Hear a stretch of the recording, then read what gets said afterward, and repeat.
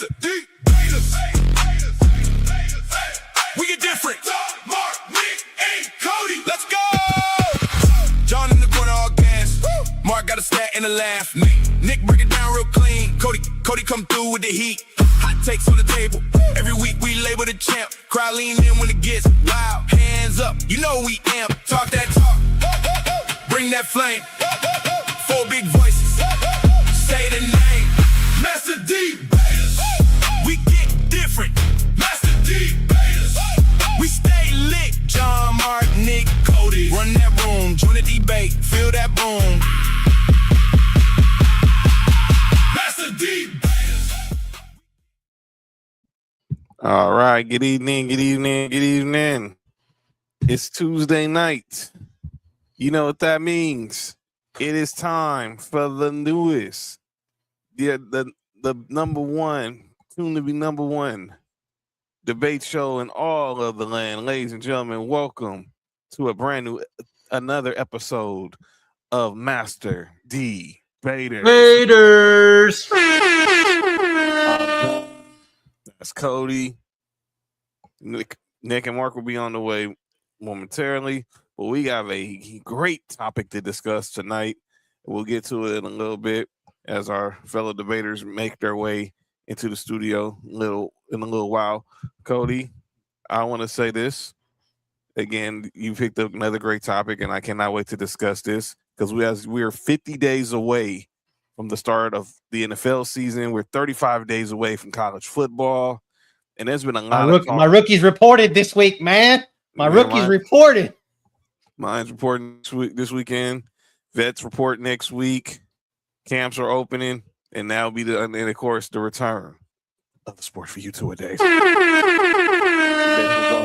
Starting in August, along with as we have new episodes of Master Debaters that will also conjunction with our Sports for You 2-a-days as we break down two divisions of the NFL of the National Football League every week in the week of August, leading up to, of course, our season preview when we make the picks for the NFL season, for the upcoming NFL season. But a couple of things we want to talk about in the sports world. Again, breaking news: LeBron James has not signed yet, so there that is. What's up, Gabe? What's up, Gabe? But I did want to talk a couple of WNBA. Do you like Rich Paul? Do you like Rich Paul, or do you think he just needs to shut his damn mouth? I love Rich Paul. I love Rich Paul, the agent. I'm hating Rich Paul, the podcaster. I just feel like he needs to shut his mouth. I put it like that. I love Rich Paul, the agent. He gets brothers paid. But Rich Paul, the podcaster, is I'm hating him, and I'm starting. And I hate to say this, Cody, I'm starting to hate Max Kellerman too. And I never thought I would say that, but Max I always hated Max Kellerman, and then that whole bullshit with y'all messing with me with the AI picture and making me look like Max Kellerman, that makes me hate him even more. But yeah, Max really said something to heal. We'll get to that and calling out names. And I'm not gonna play the whole clip because it's a long-winded clip during calling out names, but I will say this: he's really he kind of lost me with what he said recently on their podcast. But I want to talk about a couple of things in the WNBA before we get to the topic. What up, Savage? Good to see you, girl. All right. Again, we got some news about Master Debaters. We're officially on social media now. So you see on the scroll where you can subscribe, to, of course, Sports for You podcast and Ballers and Briefs on the YouTube, of course. But you can follow Master Debaters now on X and Instagram at Master Debaters. You can just follow that for all our content that we have coming out with this new venture as we get ready to gear into football season. Of course, you can follow me at John Watson 0984 on X and Instagram. You can follow Mark on Instagram. Hi, I'm Mark. Hi, I'm Mark1 on X. Nick at X, Instagram, and TikTok. Also, follow me on TikTok as well at John Watson 0984. Nick at 99Gorilla on all three. Cody at Ballers and Briefs on X, Instagram, and TikTok. So we got a lot to talk about, and We are also live on Twitch and we're on live on Facebook as right now as well under the Ballers and Briefs banner right now. So yes, we will be trying to roll all those into one eventually. Yes, we are on Twitch right now at Ballers and Briefs on Twitch right now. So if you're a Twitch streamer, you can go over there, subscribe to Ballers and Briefs on Twitch, follow them on Twitch and all that. But let's go ahead and talk a couple of WBA topics I want to get into, and then obviously we'll get into the debate as Mark and Nick are getting here, and then we'll close out the show. We'll call down names. The big story that's going on in the WNBA. Yes, I am a Christian. God bless you.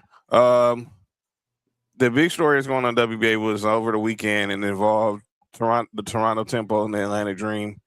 Toronto Tempo's head coach, Sandy Brondello, was suspended for one game when that game was yesterday after she made an inappropriate comment about Angel Reese. I'm going to play the audio for you. And it was, I understood the suspension, what she said, and it was, you can hear it was, she was on a hot mic when she got caught, and this after one of her players was injured, and obviously the emotions got the best of Coach Sandy.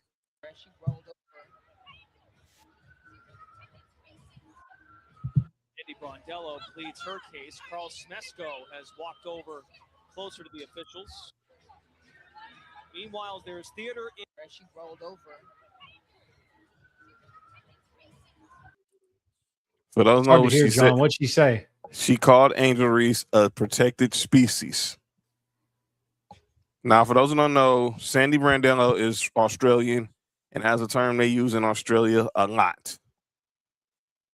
She did not think she was not aware that it was going to have racial connotations to it. We call black girl species. And yeah, she had to take the punishment. So she was suspended one game. And that game was yesterday. But she did apologize to Angel Reese on X.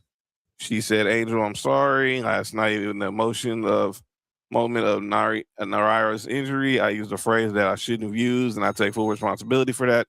My frustrations with the officiating, when my words were unfairly put the focus on you. I also understand that my words carry the impact beyond what I intended, particularly for Black women in our league.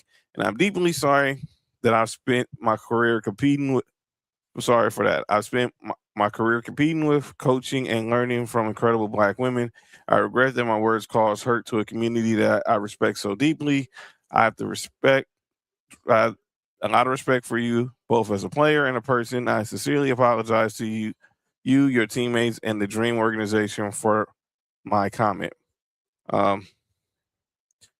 She did also address the media yesterday before shoot around because she couldn't obviously coach in yesterday's game. But Angel Reese, she did get a chance to hear Coach Brondello's response, and she got to address how she felt about the whole situation stemming from the comment. Everyone, I'm sure everyone knows about the situation that happened last game, and I'm going to address this one time. First, I appreciate Sandy's apology, but also appreciate the love and support that I have had for the last 48 hours. It has been very overwhelming with a lot of love and also other things. You good? I am grateful that the league did take action on what the situation had happened. There's no place for discrimination or hate in this league from anyone, from fans to coaches to players. And I'm just grateful that we are able to move on from the situation and just play winning basketball. The WNBA is supposed to be positive, and we are going in a great light right now. So I just want to continue that and move forward.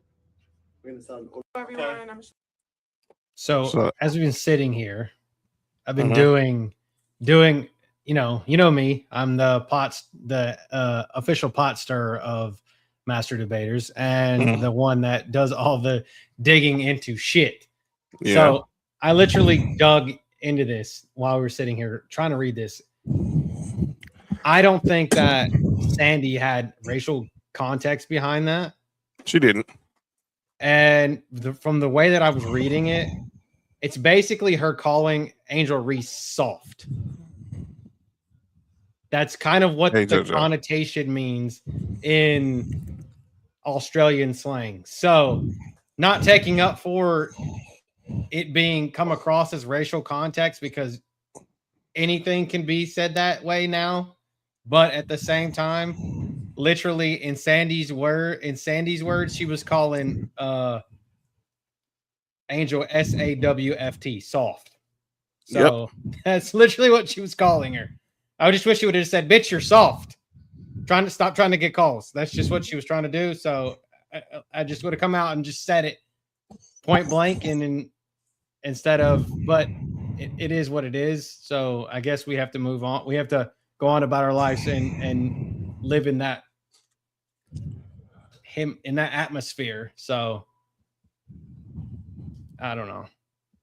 But again, as the official pot stirrer.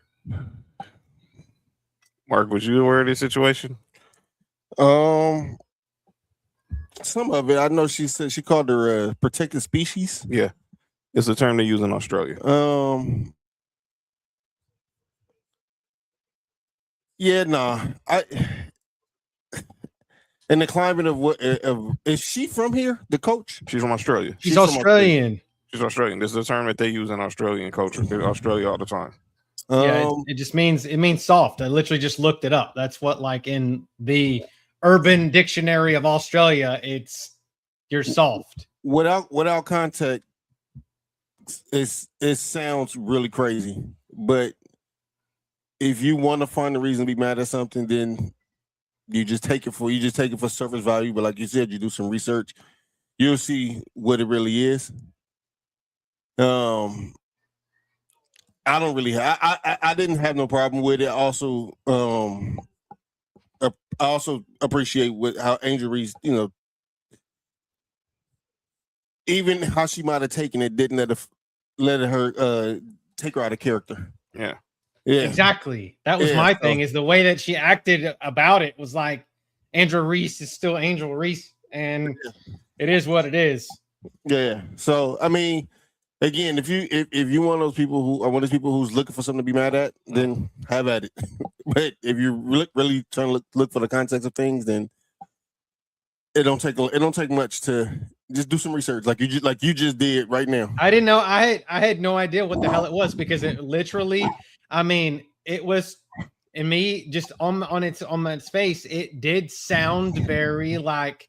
It sounded crazy. And literally, she was either calling her the N-bomb or calling her the joke, the meme that she looks like the sloth from Ice Age. Like, literally, that's just how it come across to me. So that's why I had to do a little bit of research on the fly and figure out what the hell it was. Hey, JoJo. Hey, Chris. That's exactly what it was. So someone else who spoke on this issue was Becky Hammond. She obviously, the game that Sandy Brandello had to sit out was against the Aces last night, and she came out and said, "I gave her a big hug when I just gave her a big hug when I saw her. I know that's not where her heart is. I know her as a very, very high quality person. She'll bounce back. I know she's resilient. It's just unfortunate everything that's going around the league. I'd like to get back to sporting, to get back to sports, uniting people." And I think obviously that has a lot to do with everything that's going on with the Caitlin Clark situation. And even now with the Sophie Cunningham situation, which we're about to get to, because now there's more news about Sophie Cunningham, which I need some education. I need to be educated on. So can y'all educate me real quick? Yes, sir. All right, now. So we all know Sophie Cunningham. She's now became our favorite meme. Shout out to you, Sophie. Sophie Cunningham is our favorite meme. Yeah. And obviously, by the way, if y'all go watch the whole clip, DeWanda Bonner's pointing right back at her, but no one brings that up. So I was just asking who eat pussy better. I thought Sophie played on our team. She can't play on our team and still eat pussy. Okay, I'm just asking. So I think it's both. Oh, okay. She played football. She played football with the guys too. Remember that? Mm-hmm. Okay, that makes sense. So obviously, Sophie Cunningham has became a viral sensation because of this. memes. She was a ring girl at the UFC fight recently, and now it seems like she got her own PE shoe, and it seems like everything's going in her favor. So this came out the other day from the NBA, from the WNBA Players Association. So, and is that the WNBA Players Association will not allow partner brands to monetize off Sophie Cunningham's viral point. Okay. So I was a little confused on the situation because I was still trying to figure out what did she do so wrong. What is the problem? So I found the article because it was the story was broken by Front Office Sports, and here's why. It is what they were saying. So the WNBA is prohibiting licensees from using the image of Cunningham's point in their products, according to sports business reporter Darren Revelle, who said the union called Cunningham's gesture derogatory. The WNBA did not deny Revelle's report. For licensed apparel, we generally do not feature or look to monetize player conduct from a confrontation between our members, a spokesperson said. The union has dozens of licensed brands ranging from video game company 2K apparel, Breaking Tea and Lid, sports cars, and Panini brand Panini. But the union decision does not prohibit Sophie Cunningham from monetizing on the entity herself, even with the brands that are union partners. So basically, they're saying, and I'll be clear about this. Sophie's still in the way. Oh, there she is. We couldn't see the statement, but we got it. Let me go back. But because she's in the way. Sorry, Sophie. Let me go back. So Sophie Cunningham, again. So again, this is a story. Sophie Cunningham, obviously, she was profiting a lot off that viral point. Yeah, for sure. I mean, that's kind of her stick right now. Yes. So again, the WNBA saying that they generally do not feature or look to monetize player conduct from a confrontation between our members, but that decision does not prohibit Cunningham from monetizing from the incident itself. So I'm guessing that's saying, okay, we're not going to monetize off of it, but she can still get it. Is that what I'm getting? Yes. Yes. 100%. Okay. That's literally like, I want to say like something that okay, let's just use NFL for example. Two things: the Tebowing and Kaepernick kneeling during the national anthem. I just feel like they don't want that kind of shit happening. Let Sophie deal with it. Like let Sophie, because they don't want to say that, okay, well, we're okay with, because we really don't know what was behind it. We don't know if that was malicious intent or not. They just don't want to. It's the whole CYA bullshit thing. So, and then it's her likeness, whatever. So let her do it. She'll go out and she'll be making all kinds of shit, and there'll be just next thing you'll see her in a commercial, and she'll be pointing at something. You know, that's what's going to happen. It is what it is. The WNBA just doesn't want any part of it, and it is what it is. I feel like it's not that big a deal. They're making bigger of a deal out of it than what it really needs to be. You know, I feel the same way. They're just trying to keep the story relevant without actually keeping the story relevant, because they're monetizing on it that way. They're getting more eyes on the program by talking about it, and instead of they're indirectly endorsing it by saying that they're not going to directly endorse it. That's what they're doing. I feel the same way. This story could have been nipped in the bud a long time ago, but it seems like the WNBA wants to keep it going for some odd reason, money, and now they want to make sure that no one else profits it from Sophie Cunningham. But even though this was such a derogatory incident, it was so bad, it was so awful. But other WNBA news before we get to today's debate, which is going to be a good one. All-Star Weekend is going down this weekend in the in the Windy City in Chicago, and obviously their main event is the 3-point contest. So here we are. We have the ladies who will be competing in this year's WNBA 3-point contest. It's Bridget Carlton, Azzy Fudd, Natasha Heidman, Ryan Howard, Marina Mabry, and Janelle Saloon. All notable names. Obviously, Marina Mabry and Azzy Fudd, probably the biggest names of those. Ryan Howard as well. Obviously, Natasha Heidman, one half of the stud buds. But some notable names will not decline invitation to this event. Those being Caitlin Clark, former 3-point contest champion Serena Ionescu, and forget this girl's name from the Lynx.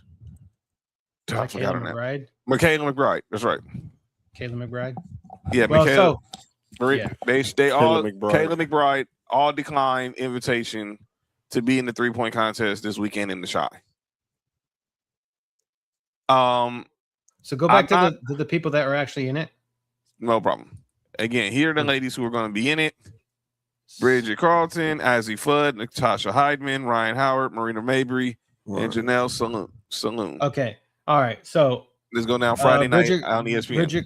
Bridget Carlton is the number 5 and 3 points. 3-pointers made.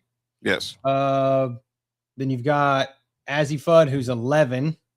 Number 1 pick in this past year's draft. Natasha Heidman is number 10. Ryan Howard she's number 2. Marina Mabry is number 1. And Saloon is number 8. So these are top 6 out of the top 11. Yeah, 11, yeah.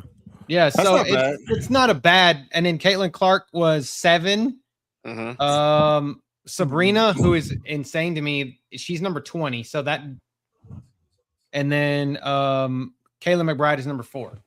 So really, you're missing only Kelsey Plum out of the top 10.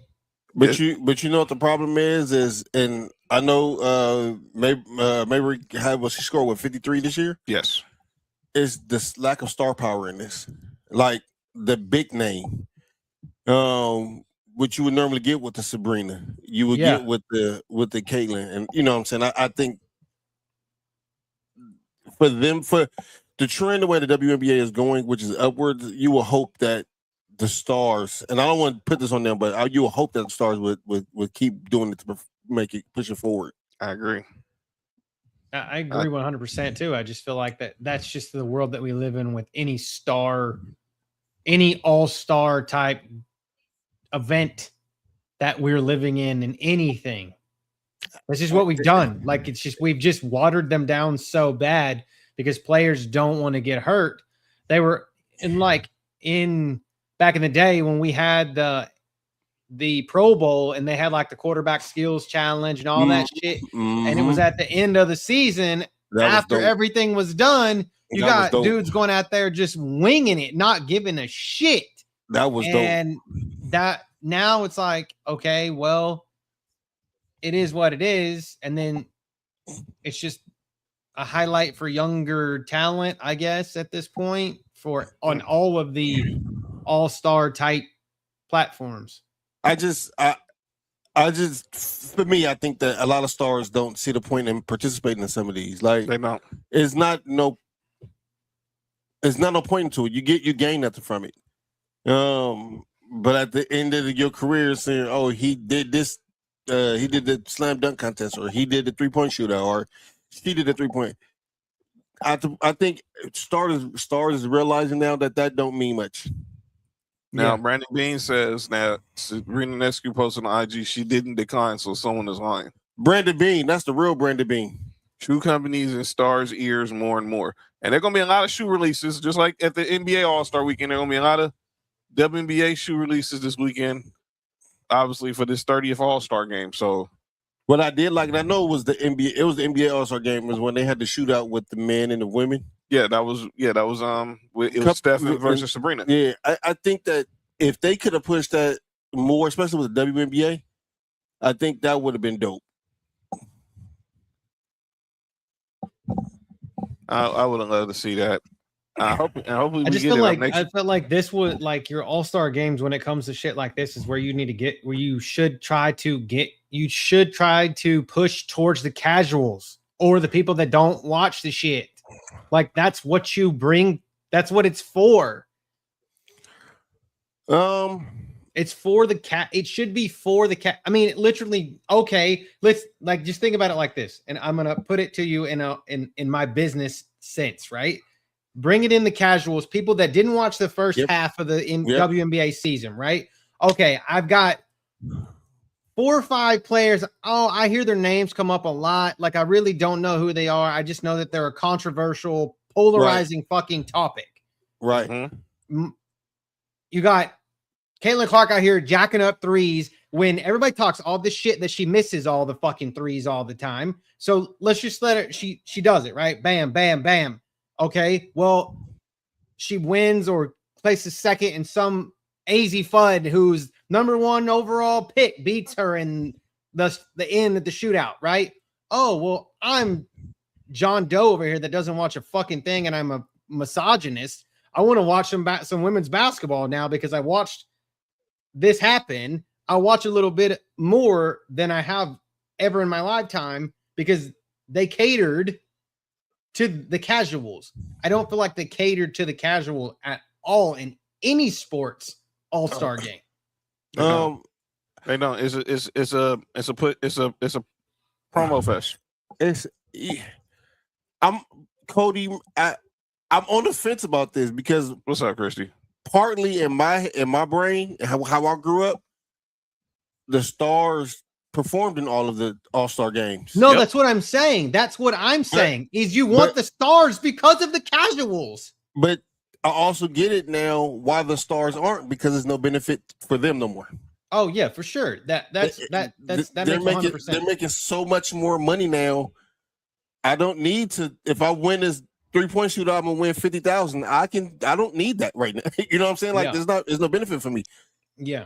If I'm a player, I can show up on Saturday night, go to one practice and play in a game on Sunday, and then leave or whatever. You know what I'm saying? Whatever it is, like I think a lot of these players now is using the All-Star break as a break now instead of yeah, for sure. Oh yeah, like I mean, you see it in the MLB all the time. Like literally, when like we were in, let's say the mid 2000s. I'm saying like 2005 to 2010. You see people like, man, why the fuck is he not? Why is he not in the home run derby? Like, I want him in the home run derby. Why? Right. And he's out there, and his teammates out there who is the second best hitter on the team, and he's out there with a fucking rag, like dabbing his head with the sweat out of his face. You know, I'm like, why is he not out there hitting home runs? Brandon Bean said, I'm probably in the minority. If I'm a star superstar competing All-Star Weekend, fans are there to see the Stars. If someone voted for me, well, they're playing the All-Star game. They're not playing the All-Star game. They're just not doing nothing else extra.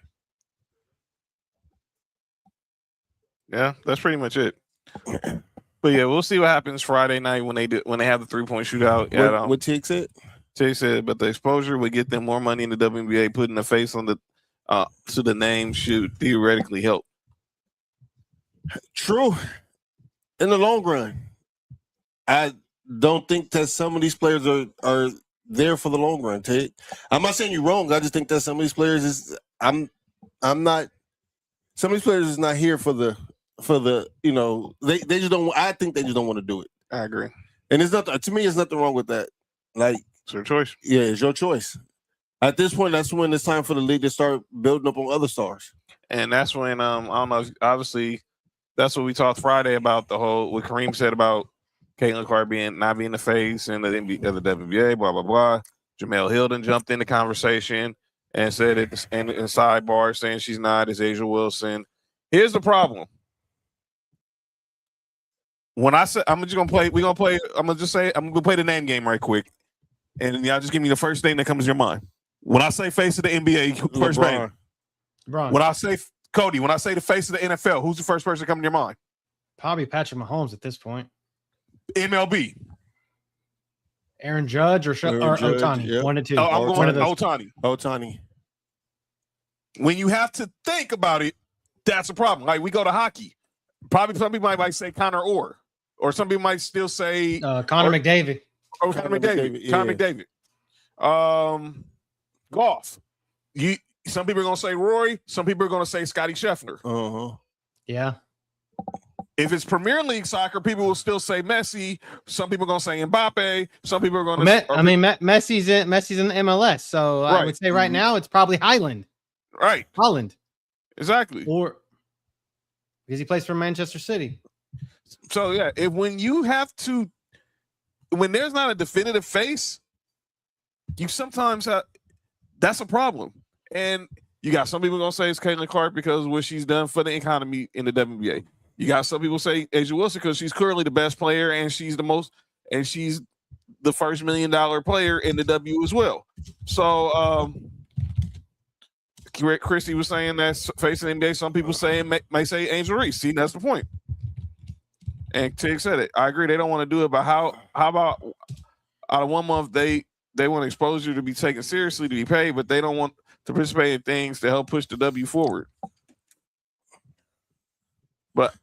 But this is just, go ahead, Mark. The W is getting pushed forward whether they perform in a 3-point shootout or not.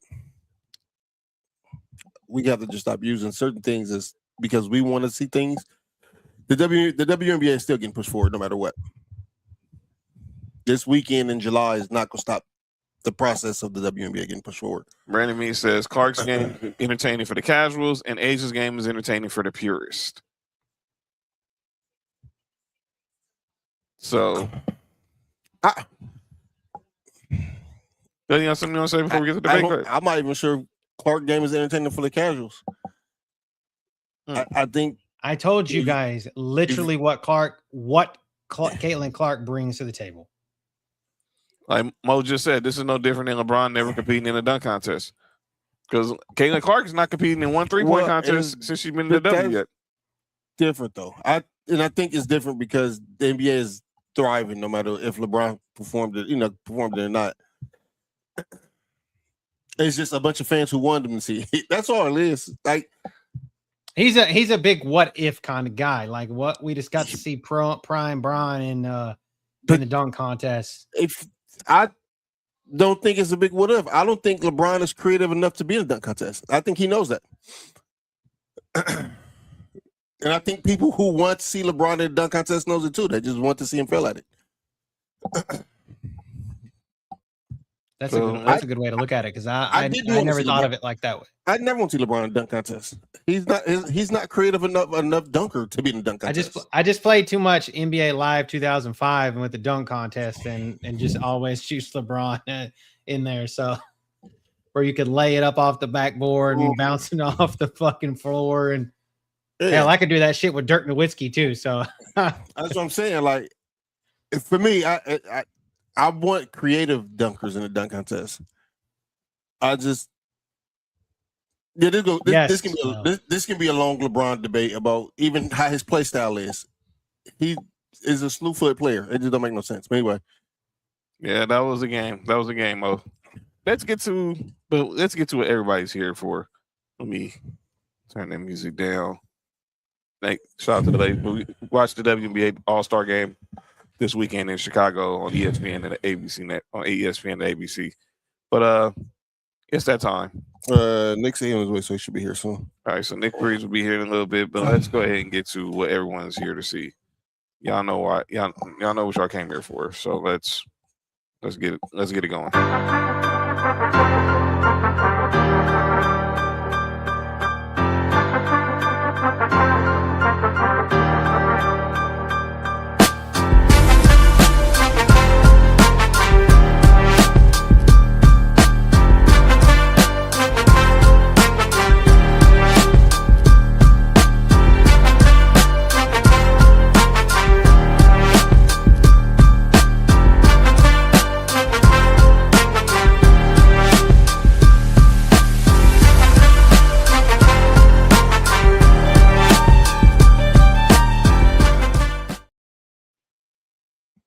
And there it is.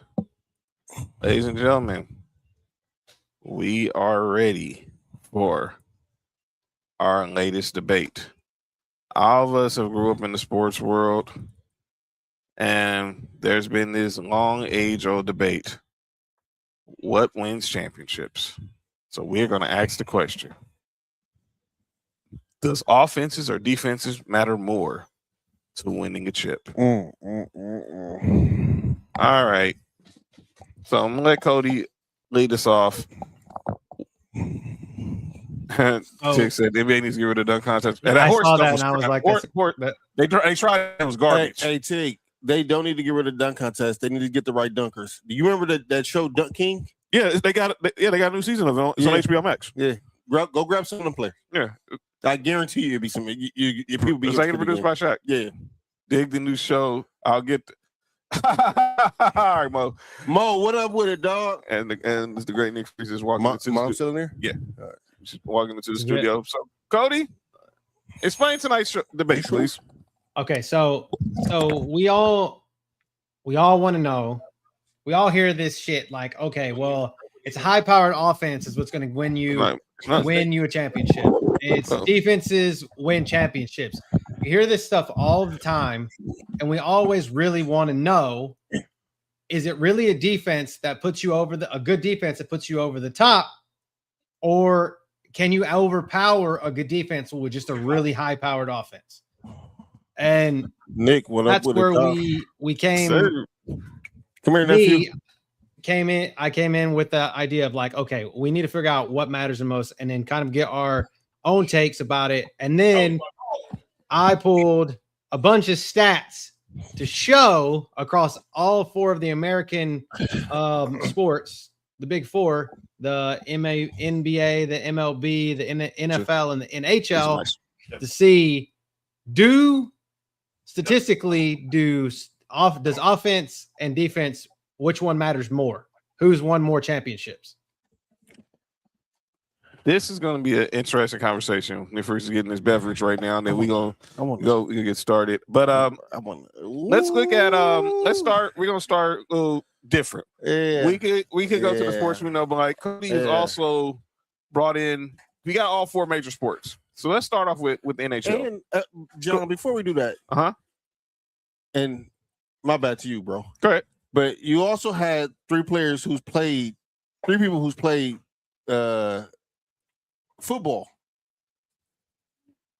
And I was a defensive player.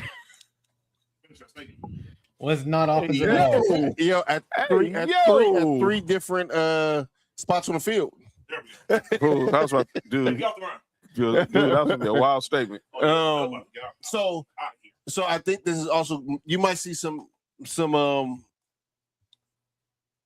and basketball. Me basketball, but you gonna see some interesting views.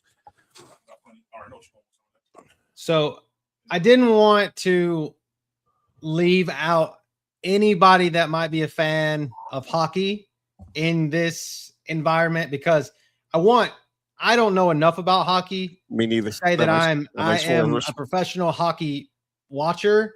I just know what team is good when they're good at that moment in time. I do know that last few years that the Florida Panthers railed off a few, and then this year you had the Canes shocking the world and beating the Vegas Golden Knights. But so what I did here was I took the defensive statistics of the best defensive team in the NHL to go on and win a Stanley Cup. So the number one defensive statistic in hockey is goals scored against.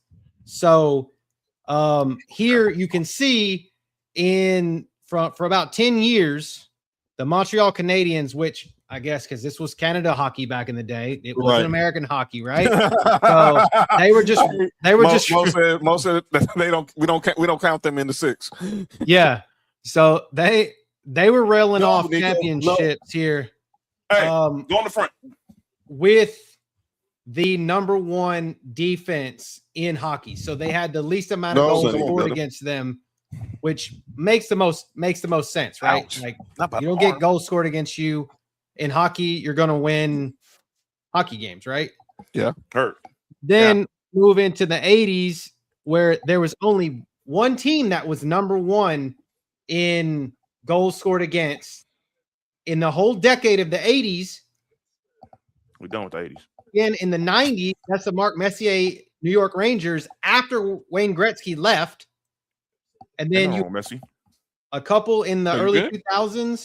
And then within the last decade, we've got 3 here. So it looked early on like defense is what was winning a championship. But the further on that we got, to hell with defense. It really doesn't matter. If you're getting scored, you just need to outscore the opponent. Screw how many goals that you can score. Because, for example, this year, the goalie for I believe it was for Vegas was getting pucks put in all the time. And they were winning. They were up, I believe 3-2, and then that's when when the Canes came back and won the whole damn thing. So, so we saw it. Back-to-back champions here. Florida, in 24 and 25, had the number 1 defense. So that's what I'm saying. Like, defense in hockey was really good at it for about 10 years.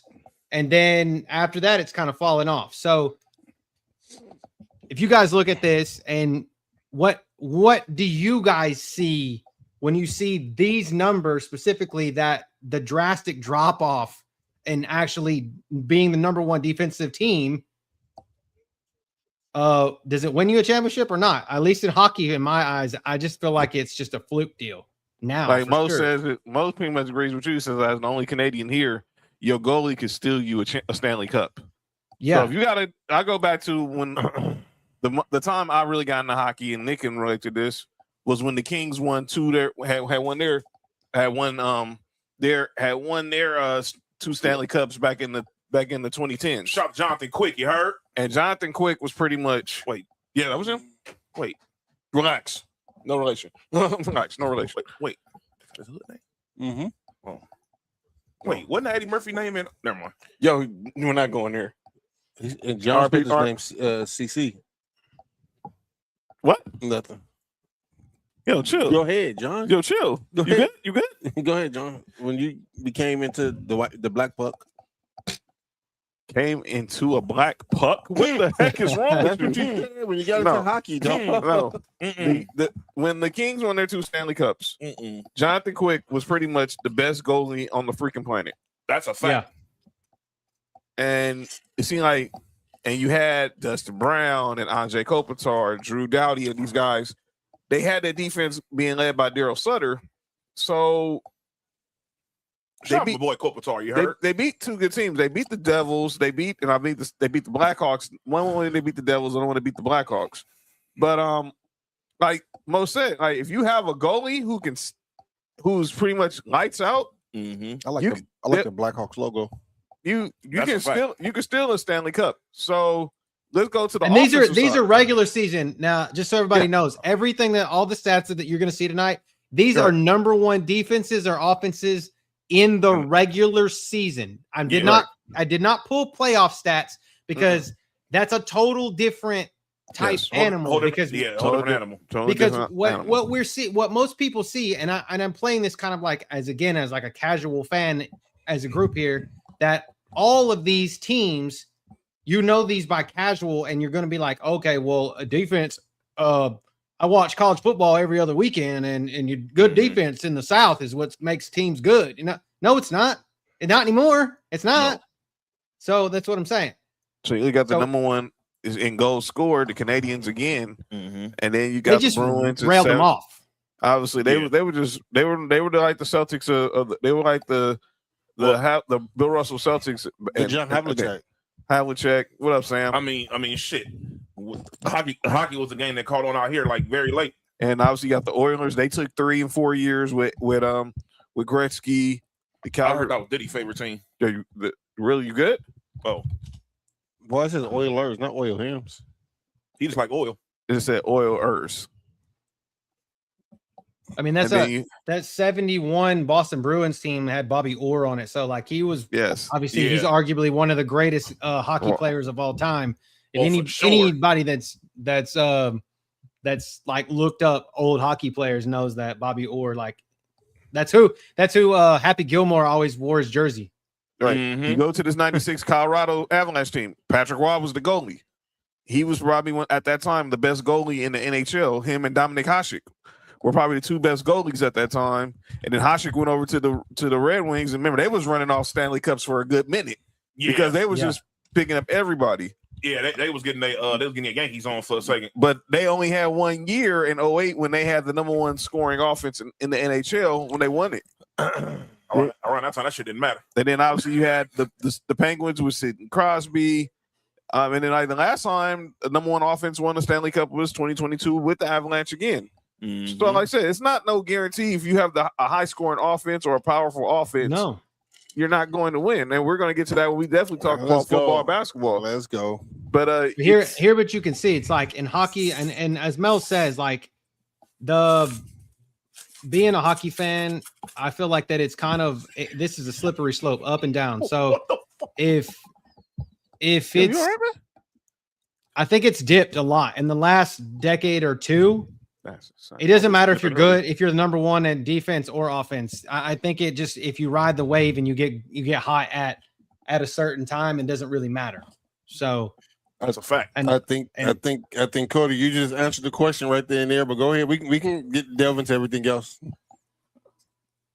Let's go. Let's go. But when it comes, I really want people to see what it looks like because the hockey ones showed a lot. The other three big American sports, people are going to be like, oh, well, when you think of these teams, they're the number one defense and they won in the Super Bowl. Bullshit. I do. Go ahead, jump into the sports. I'll wait till we get there. All right, let's go MLB. Let's start on the defense side. You look at MLB and you can relate to this one. This team, number one in defensive efficiency, they're going to win the World Series. Hello. There's only 2 teams on here. Yep. All time. 100 and over 100 World Series. That's crazy. The 0-2 Angels, which had an outfield of we had Darren Erstad, the late Garrett Anderson, rest in peace. Man. Troy Gloss. Tim Salmon was on that team, right? I was like Tim Salmon, yep. Who? Hey, chill out, man. What'd you say, Cody? You had K-Rod. That was the debut of Frankie Rodriguez. He became the ultimate closer. And then you had, and this was a team that beat the San Francisco Giants when you're talking about Barry Bonds at his peak. I don't know how the hell we got that series. That was crazy. And then hey, chill out, fam. Relax. And then 2016. Yo, dragging monkeys around. 2016. Yo, that's insane. You had the Cubs finally breaking their curse and beating the monkey. That was Species. I mean, this is the Chris Bryant MVP, and they beat the Indians. At that time, they were the Indians. Chris Bryant. Oh, hey, chill out, fam. Anthony Rizzo was on this team. Really good. They smoked us in the NLCS. I know this because they smoked us in the NLCS that year in 6 games. Phillies are stupid. What the heck was that? And then Jason Hayward was in center field. They restarted the game. Javi Baez was shortstop. They trade for Aroldis Chapman at the trade deadline, which obviously he's still in the league. Yeah, he's like crazy. He's like 72 years old. Everybody talking about. Never mind. Nope. Remember they didn't want. Remember teams was like they shouldn't have traded him because of that whole incident with his wife. And it was like, yeah, okay.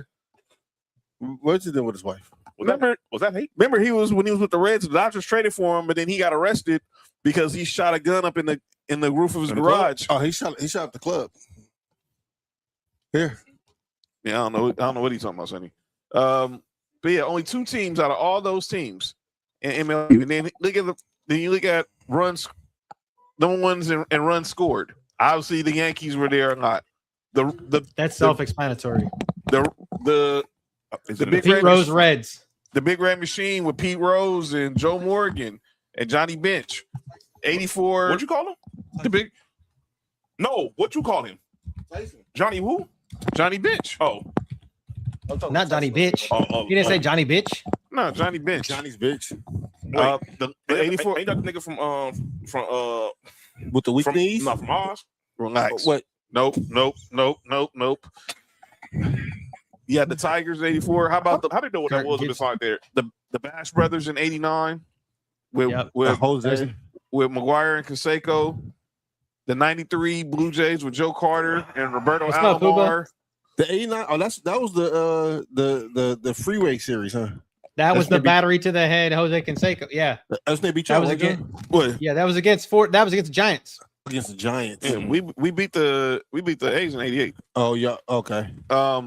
93 was against. Was that the Phillies? No, I think that wasn't No. the Phillies. no. That wasn't back to back. No. Okay, Phillies was 90. When did they beat the Blue Jays? What was the year that Joe Carter hit the walk-off home run off Mitch Williams? It was the Phillies. That was That's Phillies in right. '93. That You're right. was 93. I was thinking '92. I was thinking of that was '92. Because that was the premise of the Sandler movie. All right, come on, let's go. Then you got the Yankees. The Red Sox in 2018 when they beat us when Mookie Betts was MVP, and then the last team to do it was the Dodgers in the bubble. But nobody's saying the to say 60 that game don't matter. year. They do. They just don't do it as much. I've never heard nobody say that. Trust me, I'm a Dodger fan. I've heard it.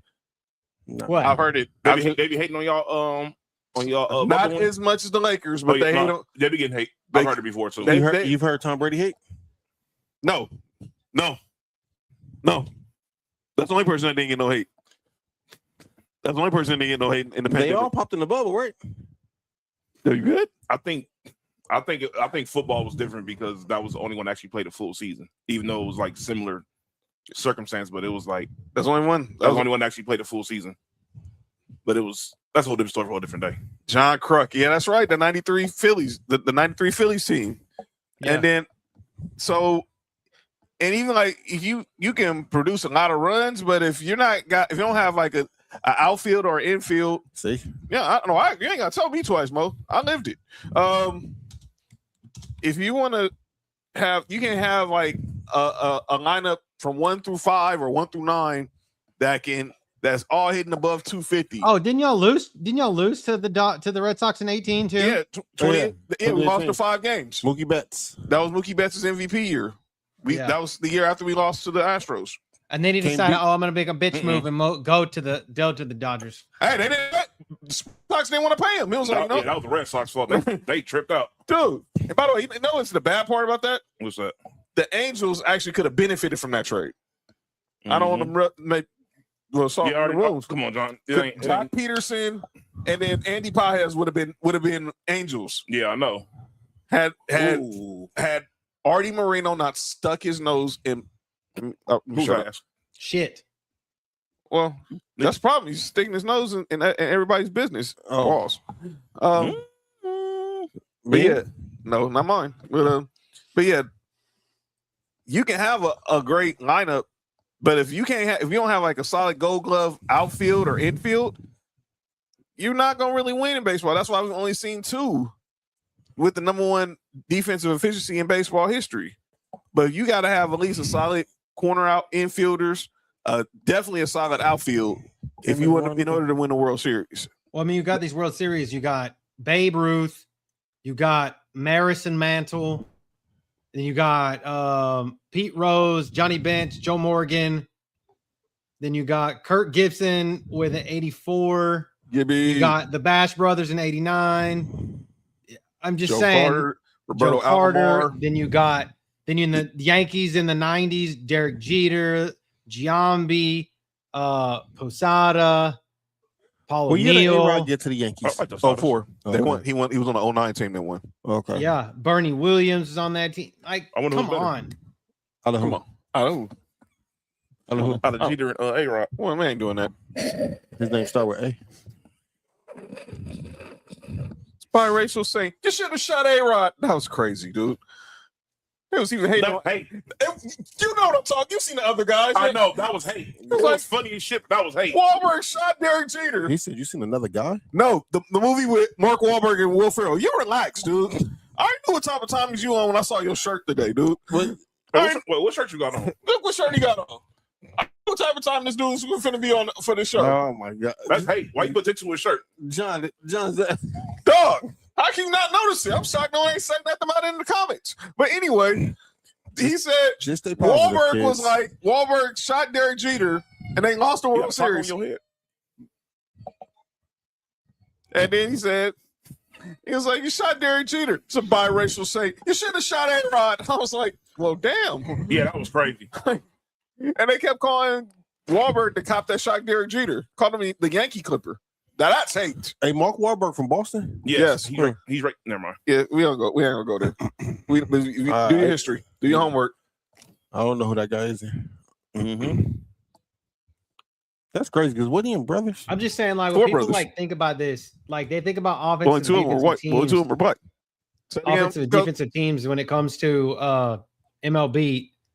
It's damn sure my head goes to the Yankees, but I'm thinking of your Dodgers for the last 3 years.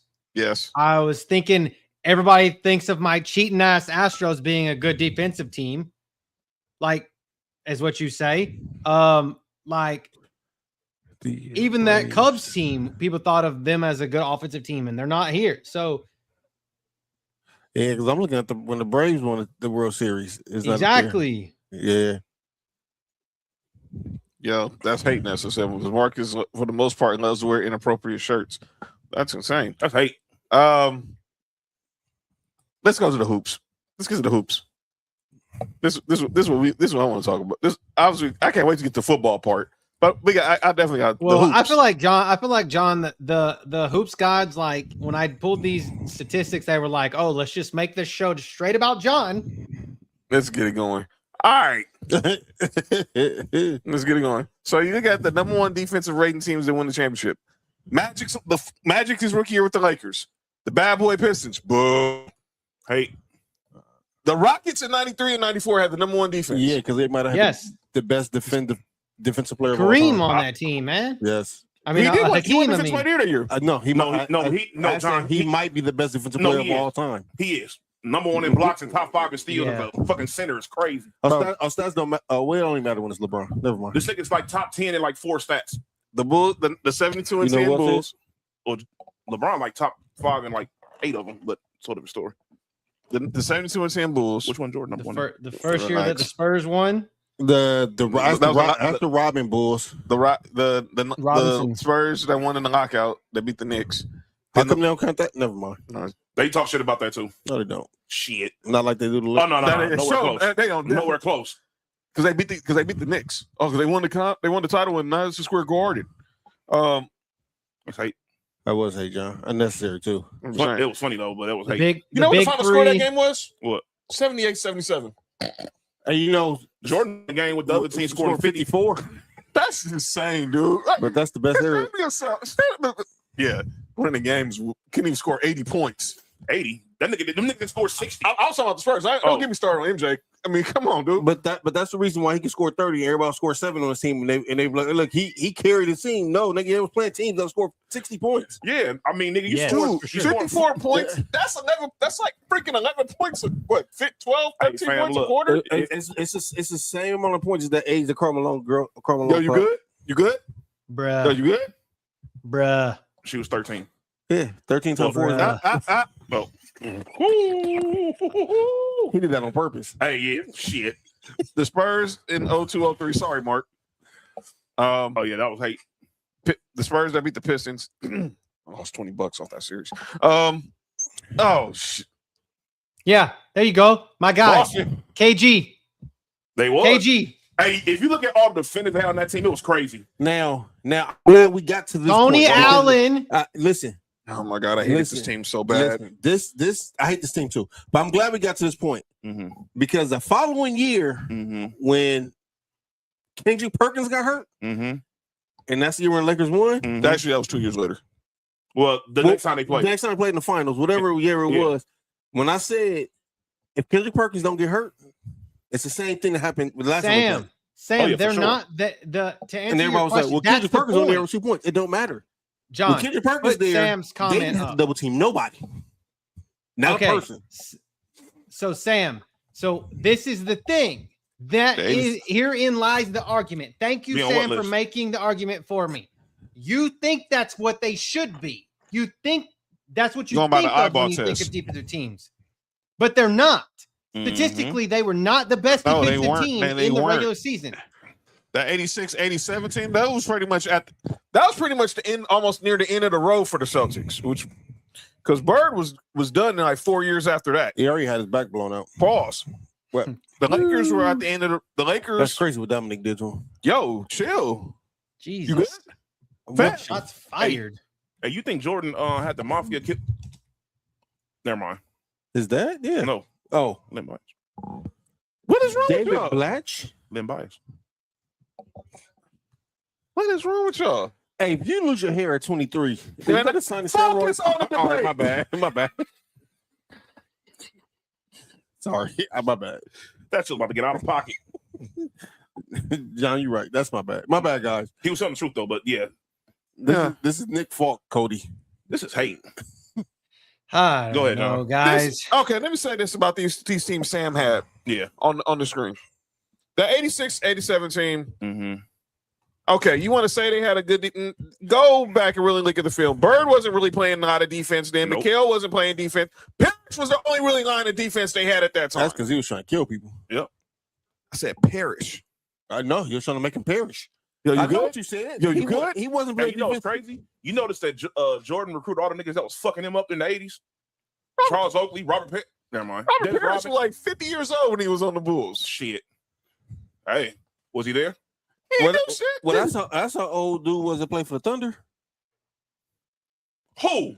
Who? The dude that was So- Kevin Durant. and So Russ to answer Westbrook. Sam's you talking question, about?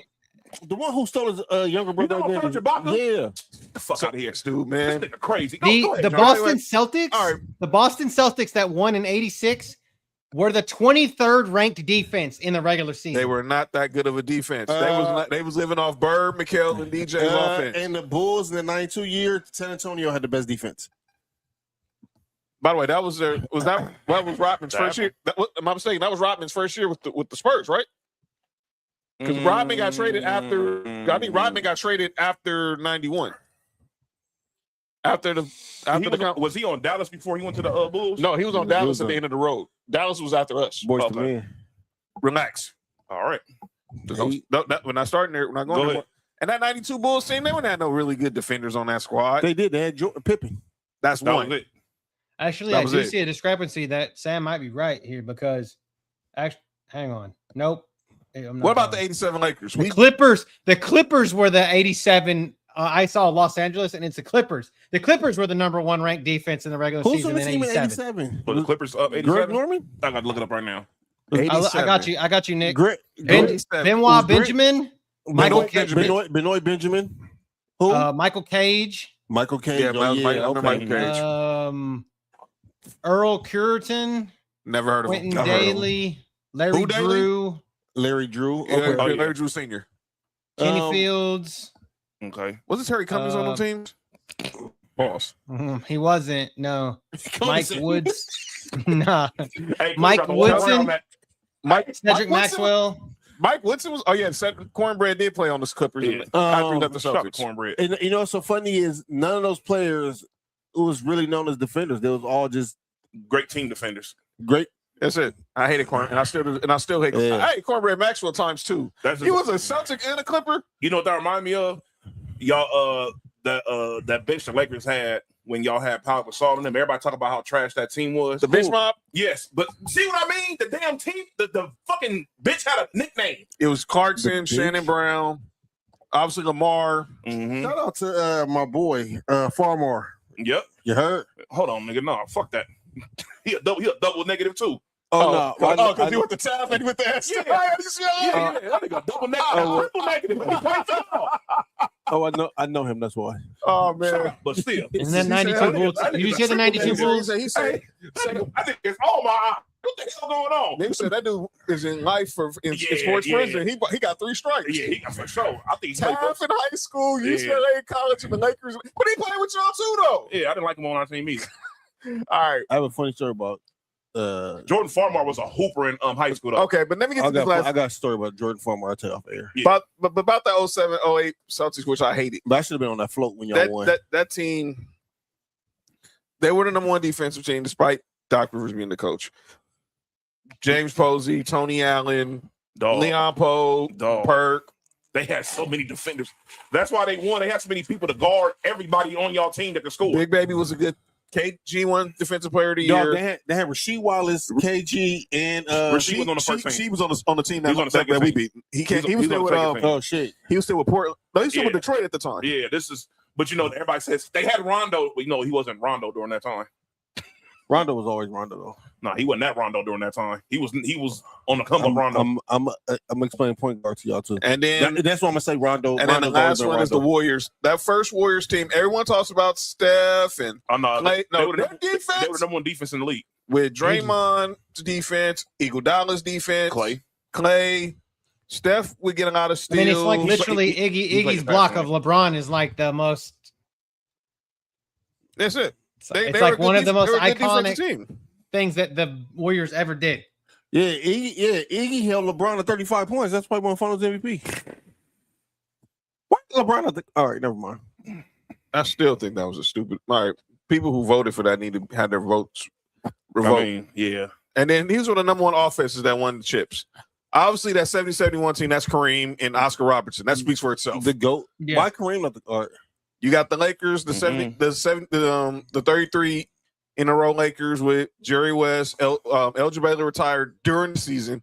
So it's Jerry West, it's Wilt, it's Gail Goodrich, it's Pat Riley. Hey, that nigga retired and y'all won. That was crazy, ain't it? Did he still was got the a ring? Who? He still got a ring, right? Yeah. Yeah, but it would have been so much better if he would have played. But, Yeah, I probably would have lost. well, If 81 shows, I would have lost. Wait. He was on the team with Wilt? Yeah. Did he have a wife? Who? Elgin Baylor? Bruh. Yeah. Oh, yeah, he retired for a different reason. Yo, you good? All right. Wait, check the phone, son. Mark's on demon time tonight, man. I told you, when I saw this dude shit, I knew this. Green. All right. 81-82. Speaking of the Lakers, 81-82. Obviously, those teams, 84-85. The Showtime Lakers were Yeah. everyone talks about the offense, but Pat Riley had them playing defense. But the offense, obviously, with Magic, Byron, Kareem, Worthy, obviously, and then obviously the Bulls, Silk, Bob McAdoo, 96, 97. Oh, that was the following year. That was the first year they beat the Jazz. That was They got Spencer Haywood on one of them teams too. Yeah, we got Spencer Haywood. Spencer Haywood was on the Showtime Super Lakers. team. Hey, come on, man. Super team. Hey, imagine winning the championship and then drafted James Worthy. Well, it still could have been Dominique.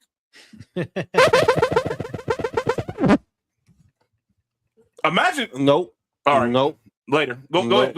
We gotta go to the show because this is about to get crazy. So the 95, 96 Bulls team was the best defensive team. 96, 97 was the best offensive team. Yeah. And then Wait, that's when Tony Kukoc became at least in the NBA became that guy. And then the Lakers, the best. Of course, the Lakers are the best 01. offense. Yeah. Well, that's the thing. The that was Bulls the best What happened, Cody? No, I'm just saying that Bulls team. That's crazy. That only one of again. Everybody's like, "Oh, the Bulls team. They were the best because they had Jordan. They should have been the best offensive team in the fucking world." No, they weren't. They were definitely a defensive team. And obviously, the Lakers, that 01 team was the best team. They won 15. They went 15-1 in the final in the playoffs. Should have was 16. No, It's freaking Iverson, dude. no, that sound like That's White Iverson. that sound like the NBA was trying to I've been balling do since I a was narrative that year. young. And That's the Sosa best lost Post around Malone before. song out there. Anybody don't know that? They're a bum. Well, he's a bum. But never mind. Yo, that's hate. But then you got the Warriors' first team with KD, the first year with KD. Dog. You ought to knew what was. Look, we knew what was going to happen when the moment Kevin Durant signed with the. It was like championship for at least the next 2 years for sure, and that's exactly what I happened. mean, I swear And the bucket just grew instead of like from the rim like regular Yeah. size. It just went like this. It got stretched. Matt, Yeah. yo, pause. Lots of Matt- lots Matt, of balls you went gotta in there. You got to leave either Steph Curry or Kevin Durant open. Kim Kardashian. And then the Celtics, the most recent was the Celtics that beat Lucas Mavs with Jaylen Brown, Jason Tatum, And Derek White. That team scored a lot of points and with ease and a lot of 3-point shooting going on. and I think that's and I think now that's been the curse of them. They can't jacking up them 53s a game. It worked that year, but it hasn't worked since. I think it's because, I mean, when you win, teams start figuring out how to. No, you just need if you Sometimes you go on a run. if you have a shooters on your team, Mhm. shooting 53s, and I hate this version, but it's not a bad. Yeah. It's not a bad thing if you have shooters on your team. Yeah. Like yeah, but you got to at least be making 40% a clip. No, you don't. No, not really. No, you don't. I mean, to make it look good, yes, but No, you don't. But they was able to defend as well because Derek White is a defender too. Because shout out to Derek White because he was doing this thing. Derek White was a defender. Yeah. JB was a defender. Yeah, Jason Tatum was scoring points. That was hate. I mean, for the dumbasses like me that didn't really know what offensive and defensive rating was, it's it's the amount of points scored by a team or points For 36 minutes, right? 100 per Possession. 100 100 possessions. For 100 possessions. Yes. Yeah. By the way, So that was my That's a dumbass dope not really jersey. knowing exactly what the rating mechanism was. Throwback. I knew it had to do something with points, but I was like, okay, well, Throw it back. so Yo, it was relax. per 100 possessions. Same thing with defensive rating, obviously. And Same, just when I think about offense, well, a team that didn't win a championship, What's that? the Phoenix Suns. Well, that's because they had nobody to defend, and they were a small team. See, I was waiting until we got done before I threw the caveat in here. What's that? When you look at a lot of these teams that number one offensive rating, they was a good chance they was probably top 10 in defense. No doubt about it. Yes, right. Each and every one of those teams were. And you can be. So you, my bad, John. Go ahead. No, go ahead. You go first. So you don't have to be number one in defense. No, you don't. But you got to be at least in the top half. If you're in the top 10, between top 10 and top 15, and you're also in the top 5 in offense, You can win. You can win. you're going to be the best Can I team in the sport. where do you guys think that Boston Celtics team was? Defensively, I Yes. had to guess they was probably 13th. Anybody else want to make a guess? I would say about top 10, top. I got them like top 10. Yeah. They are number 28. Damn. They was that bad. 111. They could have fooled me. They but I had the watched them a biggest lot. point. They had the biggest point in offensive and defensive differential. They had 11.6 points offensive and defensive rating. 28. Again, this You wouldn't have known if you was watching them. Again, this is regular season. Mm-hmm. Yes, And when- yes, and when- that's what I'm saying. We're based on this. This is based when on we get regular to- season. And when we get to the NFL, because that's really the sport that if you get hot in the right time, Yes, especially on defense, Ask the Giants. yes. ask the Giants. For sure. Ask the Giants. Ask the Giants. Had it If to them you- twice. People in the chat, I want you guys to do a little bit of homework here before we get to the NFL.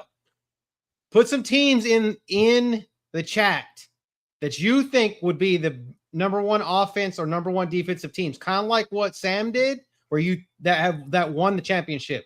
Because I really want to know, I really want to see people face hit the floor when they see the teams that are on that list. Y'all ready to get to the foosball? Stay positive. Oh, the Marlins had a triple play. Yeah, that was crazy. Hitting 3 at one time is crazy. Man, wait. Must be nice. Let's get to the NFL. Are y'all okay? What? That was a dope song. Sounded like Jennings. Hey, what was he singing about? I don't know. Getting They head. said it must be nice. Wherever it is, it must be nice. Yo, relax. All right, let's get to the NFL part of this. We're gonna go offense first. Hey, wasn't he the one that told you to keep a woman first? No, that was Jaheim. That's why he lost all his hair. All right, go ahead. Because he didn't put that woman first. No, because he did. Because he did. Put the woman first. Stretched out his hairline. They looking sugar free. So that's why he tried to find. So that's what he was trying to find his way back to. You all right? My bad. He trying to get her back, No, remember he was trying to find his way back. John. Trying to find his hairline back. All right, number one offense that won a Super Bowl. Obviously, Nessa's gonna love this. The 72, the perfect season. They had the best offense and best defense though. That they did. They were literally the best team in the league. Obviously, you have the 80s Niners. That was last good year. They Mm-hmm. The Niners, 3 of the Niners Super Bowl wins. Yo, you good? That's hate. That's hate. Why she flick me off? That's crazy. Dog, hearing you, genius.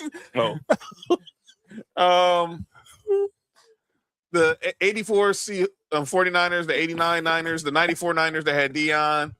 That was the best defensive football that year. That was all. These are offense. this offense. They weren't the best defense that year. We'll, No. we'll get to the defense. All right.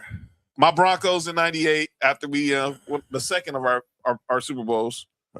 Then you had the greatest show. Yes, indeed, the greatest show on turf. Rams. Their only Super Bowl in St. Louis, and then the 09 Saints. The one that was gifted. Who? The Saints. Well, nobody told. Well, Katrina that happened? Yeah. 09? Okay, y'all so people that don't know this is the total offense means the amount of yards total. Yeah, for sure. So and Drew Brees not should have been touchdowns. Touchdowns aren't included in this. So and this Drew Brees should have been MVP that year. He won Super Bowl. And what year? 2009? Hold on. Go look at the stats. Hold on now. Peyton won it that year. Oh, that was the year Peyton had like 23 touchdowns and Peyton won it that year. That should have been Drew Brees. That should have been Drew Brees. Go run Drew Brees' numbers and run Peyton Manning's numbers. I dare you not. Hey, I know. I remember that. Yeah, I remember. Yeah. What's up, Drew Brees? All right, go ahead. Like I said in the group chat the other day, I needed Miami to channel the 72 team and have another person. Oh, that's not happening no time soon. Yeah, maybe that in Madden. And keep up alive. Not Madden either. They still play. All right, but let's talk about some of these offenses. Obviously, we all know about the perfect season with the Dolphins. You had Larry Zonka, Mercury Morris, Bob Greasy, and they like the 08 Celtics. But these 84, but obviously the Niners. That's Dwight Clark, right? Yeah, 84. 84 was Clark. 89. John. Yes. No, Peyton should have won that year. What was his numbers? 4,500 yards, 33 touchdowns, 16 interceptions. It was the 08. It's 08. But it's still it's the 08 Manning MVP that was in question. Oh, okay. 27 touchdowns, 12 interceptions, 4,000 yards. That's Drew Brees' numbers? No, that was Peyton Manning. Chad Pennington was actually second in MVP voting that year. Chad Pennington. Jets. That was Miami Dolphins. Chad Pennington, wasn't it? It definitely was Miami Dolphins. Chad Pennington was second in MVP voting one year. Who the fuck is the Miami Dolphins? Dude, hold up, man. Chad Pennington was. Who the heck is voting for Chad Pennington for MVP? He got four votes, John. I'm looking dead at it. Who the heck was voting for Chad? He had the same amount of MVP votes as Michael Turner. Who is voting for Chad Pennington for MVP? That's crazy. Because did he win comeback player of the year like three times? Yeah, but you know what? In 2009, you know who was the passing leader in the NFL that year? Who? Matt Schaub. Yeah, he was like 300 short of 5,000. His name is Scott Blewett. That's crazy. Yo, you good? He blew who? You good? The clown? You just got but not these numbers, number 2. These numbers on the page here. People, that's who voted for him. No, the media voted for him. Who the heck voted for Chad Pennington for MVP? Chad Pennington more known for being Randy Moss quarterback in college. Exactly. I know one about Marshall Chad Pennington. Don't get me started with the Jets. He was next. But the Dolphins was his best. That was his best time in his career with the Dolphins. But MVP, I don't know about all that. They went 11-5 that year. Okay, I'll stop. That might be the last one in one division. All right. It was. That was number 1. That's only one. Tony Serrano. That was the Wildcat year. Oh, so the Ronnie Brown year. Yeah. Oh, it wasn't Chad Pennington. He had 19 touchdowns and 7 interceptions. I don't know how the hell he was numbered. He had 7 interceptions. Yes. Ronnie Brown? No. Oh, Chad Pennington. Now Sam was saying, did the 84 Dolphins? I'm assuming this. Man, 84 Dolphins had literally the worst defense in NFL history. history. No, they had the best offense that year. Well, they had the best quarter. You talking about 84?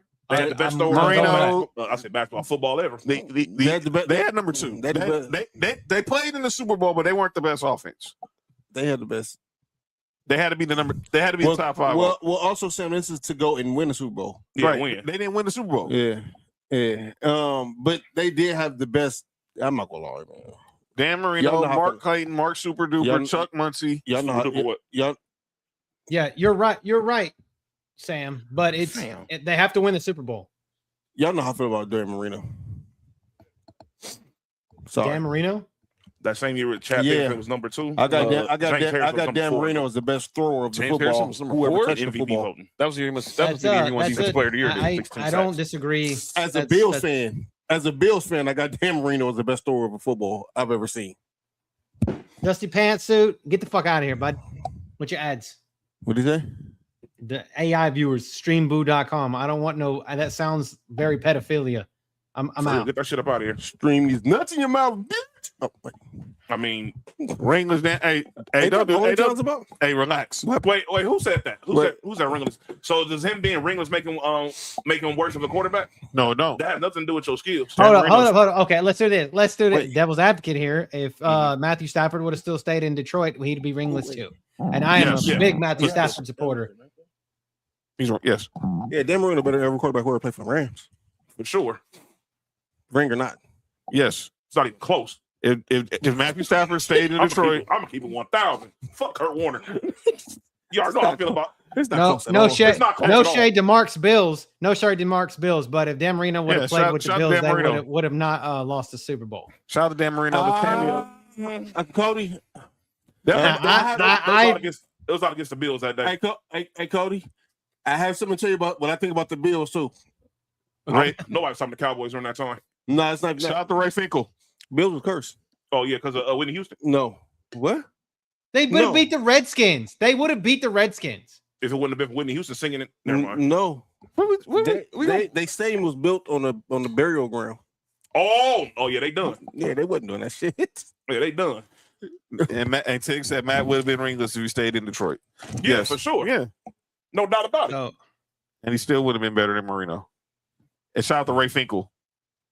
but you know what? This team, offense wise, every one of these guys is a Hall of Fame quarterback. I mean, we forgot. We don't know who Ray Finkel is. I'll let you say Ray Pickle. I'm gonna say the All of those are motherfuckers, Hall of Fame quarterbacks. Ray Finkel. Oh yeah, for sure. Eisenhower is Finkel. And the worst quarterback on this list is from on the Rams.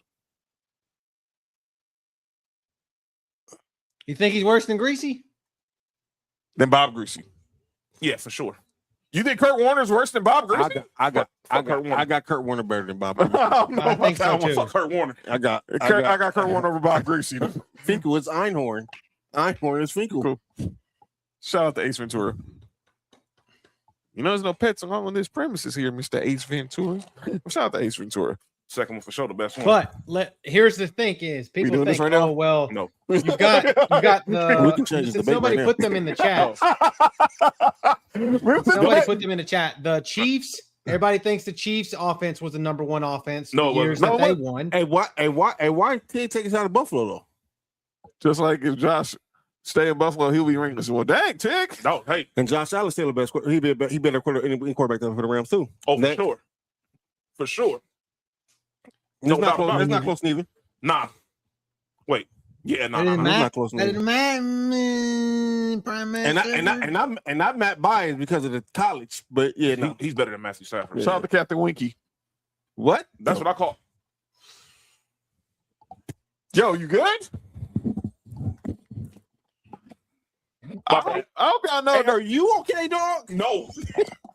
I hope y'all know that was a separate debate about to start in this. Nick was just about to start a separate debate in this during this segment. About his Captain Winky? No, he was about to say that Ace Ventura, when nature calls, better than Ace Ventura, Pet Detective. I mean, all right, we'll talk about that later. After the show. Yeah. After the show. This is about to get crazy. Yes.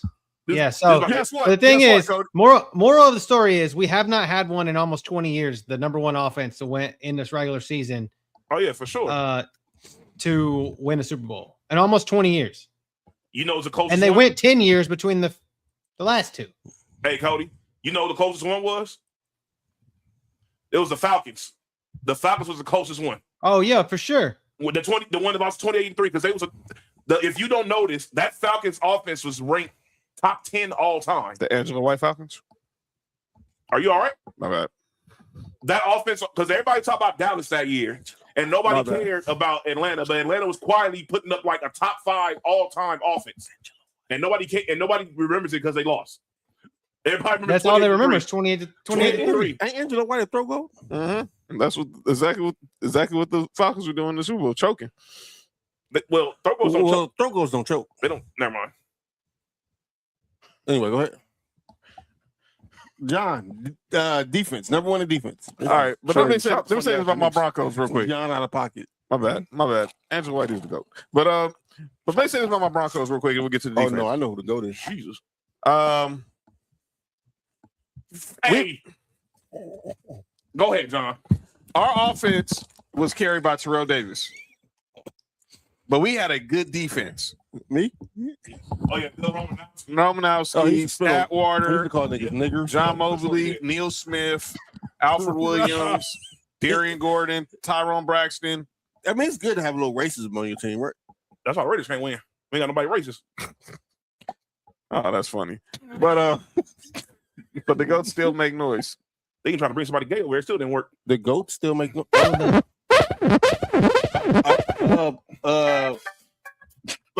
Okay. All right, let's get to the defense because offense is gonna get up. Let's go. This is where it's interesting. That's what I want to talk about. The 72. Wait a minute. Well, yeah, they was That's number the one. number one offense and number one defense, Yeah, John. that's why they won. They were that good. Yes, No wonder that's why they were perfect. All right, the Steel Curtain Steelers. Fuck them. But yeah, defense was great. defense was crazy. Yeah, the Mean Joe 77. Green. 77. Jack Ham. Jack Ham. Oh yeah. Mhm. Too Tall Jones. 85 I'm about to say Bears. Too Tall Jones. Hey, you know what's so funny? Where's Fat? I literally Everybody- wanted to make sure that Fat saw this shit. Everybody got the 85 Bears. Y'all know the 86 Bears Were- defense was better than that. Yeah, but they lost. But they lost. But they lost to the Patriots, right? Yeah. But I'm saying the 86 Bears defense was better than the 85 Bears. Yep. Okay. All right, Mo. No, don't go there. All right. 92 Cowboys. Defense was amazing. Nick hate every good NFL team. That 96 Packers team that had Reggie White, Shout out, man. Gilbert Best- Brown, No, not- Leroy We're not doing Butler. that. We're not doing that. Y'all need to chill out. Leroy Butler, Second best DM. No, he's not. Desmond Howard winning Super Bowl MVP from special teams. Who they play against? The Patriots. Parcells Patriots with Drew Bledsoe, Drew Willie Bledsoe. McGinnis, Ben Curtis Coates. Martin. Yeah. Is he all right? I don't know. He won special teams MVP, right? You okay? Go to the next. Go. No. Go. You're right. You're right. Go You're to right. Bay. I said by That's an asterisk next to that. Why? Because they beat the Raiders? No. Because they had the Raiders playbook. Exactly. That's why it's an asterisk. Also, Yeah, The but they had a Raiders- really good defense too, though. Yes, they did. Their defense was very good. and Raiders had the They've time literally to- got 4 Hall of Fame starters on that defense, right? Yeah. Warren Sapp, Derek Brooks, Rondé Barber, John Lynch. It should be 5 because Sidney Wright should be in the Hall of Fame too. I don't know about that. They hate on the Raiders, Nick. Who? Sidney Wright's not a Hall of Famer? I don't know about that. Hall is very good. He's yes, I think he's Hall of Very good. Hall of very good. Nick Tick said Nick had every He's A tier if S tier is Hall of Fame. Oh yeah. Mo said, wouldn't you if you was a Raiders fan? What? Hate every Tampa NFL team. No, I hate Tampa Bay. Nah. That was what you call it. That's sorry ass Callahan's fault. Fucking idiot. That's Tony Dungy's defense right there. And it is. It sure the hell is. 2008 Pittsburgh Steelers. Oh, that's what That was the team that beat Arizona, but had James Harrison. Yeah. That team was very good. Troy Polamalu. That team was very good. Yeah, that team was good. That team was crazy in Madden. Oh my God. Seattle Seahawks. Yes, Oh, Legion of Boom. That's the Legion of the Boom. That's the Legion of Boom. Legion of Boom. Legion of Boom. And then, That's the first. That's the but one it's when all they good, beat Josh. beat Your boy John's defense. they beat John's Broncos. Beat the dog shit out of them. That was a massacre. Yeah. I told Jamie to turn on. Malcolm- This guy go watch. Let's go watch. Malcolm the reruns of Martin Smith at is the. halftime. You talk about a fucking screw job. Malcolm What? Smith is the fucking MVP. Stole that. That should have been Percy Harvin. Should have been Percy Harvin. Percy Harvin went crazy. Fuck him too. He went to Florida. Well, you ain't got to tell me twice. That dude screwed me. That dude got 2 strikes. He screwed you twice? No, I was like, yo, chill, dude. Yo, chill, dude. Why? You know what? Fuck it. I don't even care. Yo, chill, dude. When he was with Florida, the Tebow teams in Florida, Tennessee could never beat. And then this dude went to the Seahawks and had freaking 200 yards scrimmage. Had to play like 2 games all year. That nigga went crazy on y'all. And then he went to Buffalo and got migraines. Never mind. Yeah, actually, that happened with the Jets. He had those with the Jets. He had with the Vikings. He had with the Vikings. He To be was done honest, with Oh y'all. no, he was a migraine in Buffalo. My bad. Yes, he had him with the Vikings too, but nobody talks about that. But see, Nick was said that was a good ass team, but fuck they secondary. That's funny as shit. Calling you a hater. but then, like, what? well, 2015 was a good year for me. Period. That team was that Broncos team was good as shit.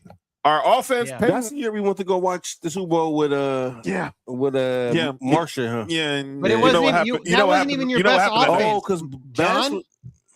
Well, That wasn't even your best offense. 2013 was a better offense. I know that was the year. Yeah, and we didn't score, and we only scored 8 points in the Super Bowl. Yeah, Noodle Arm was the quarterback in 2015. hey, You remember what happened after the Super Bowl, right? he retired. Noodle Arm?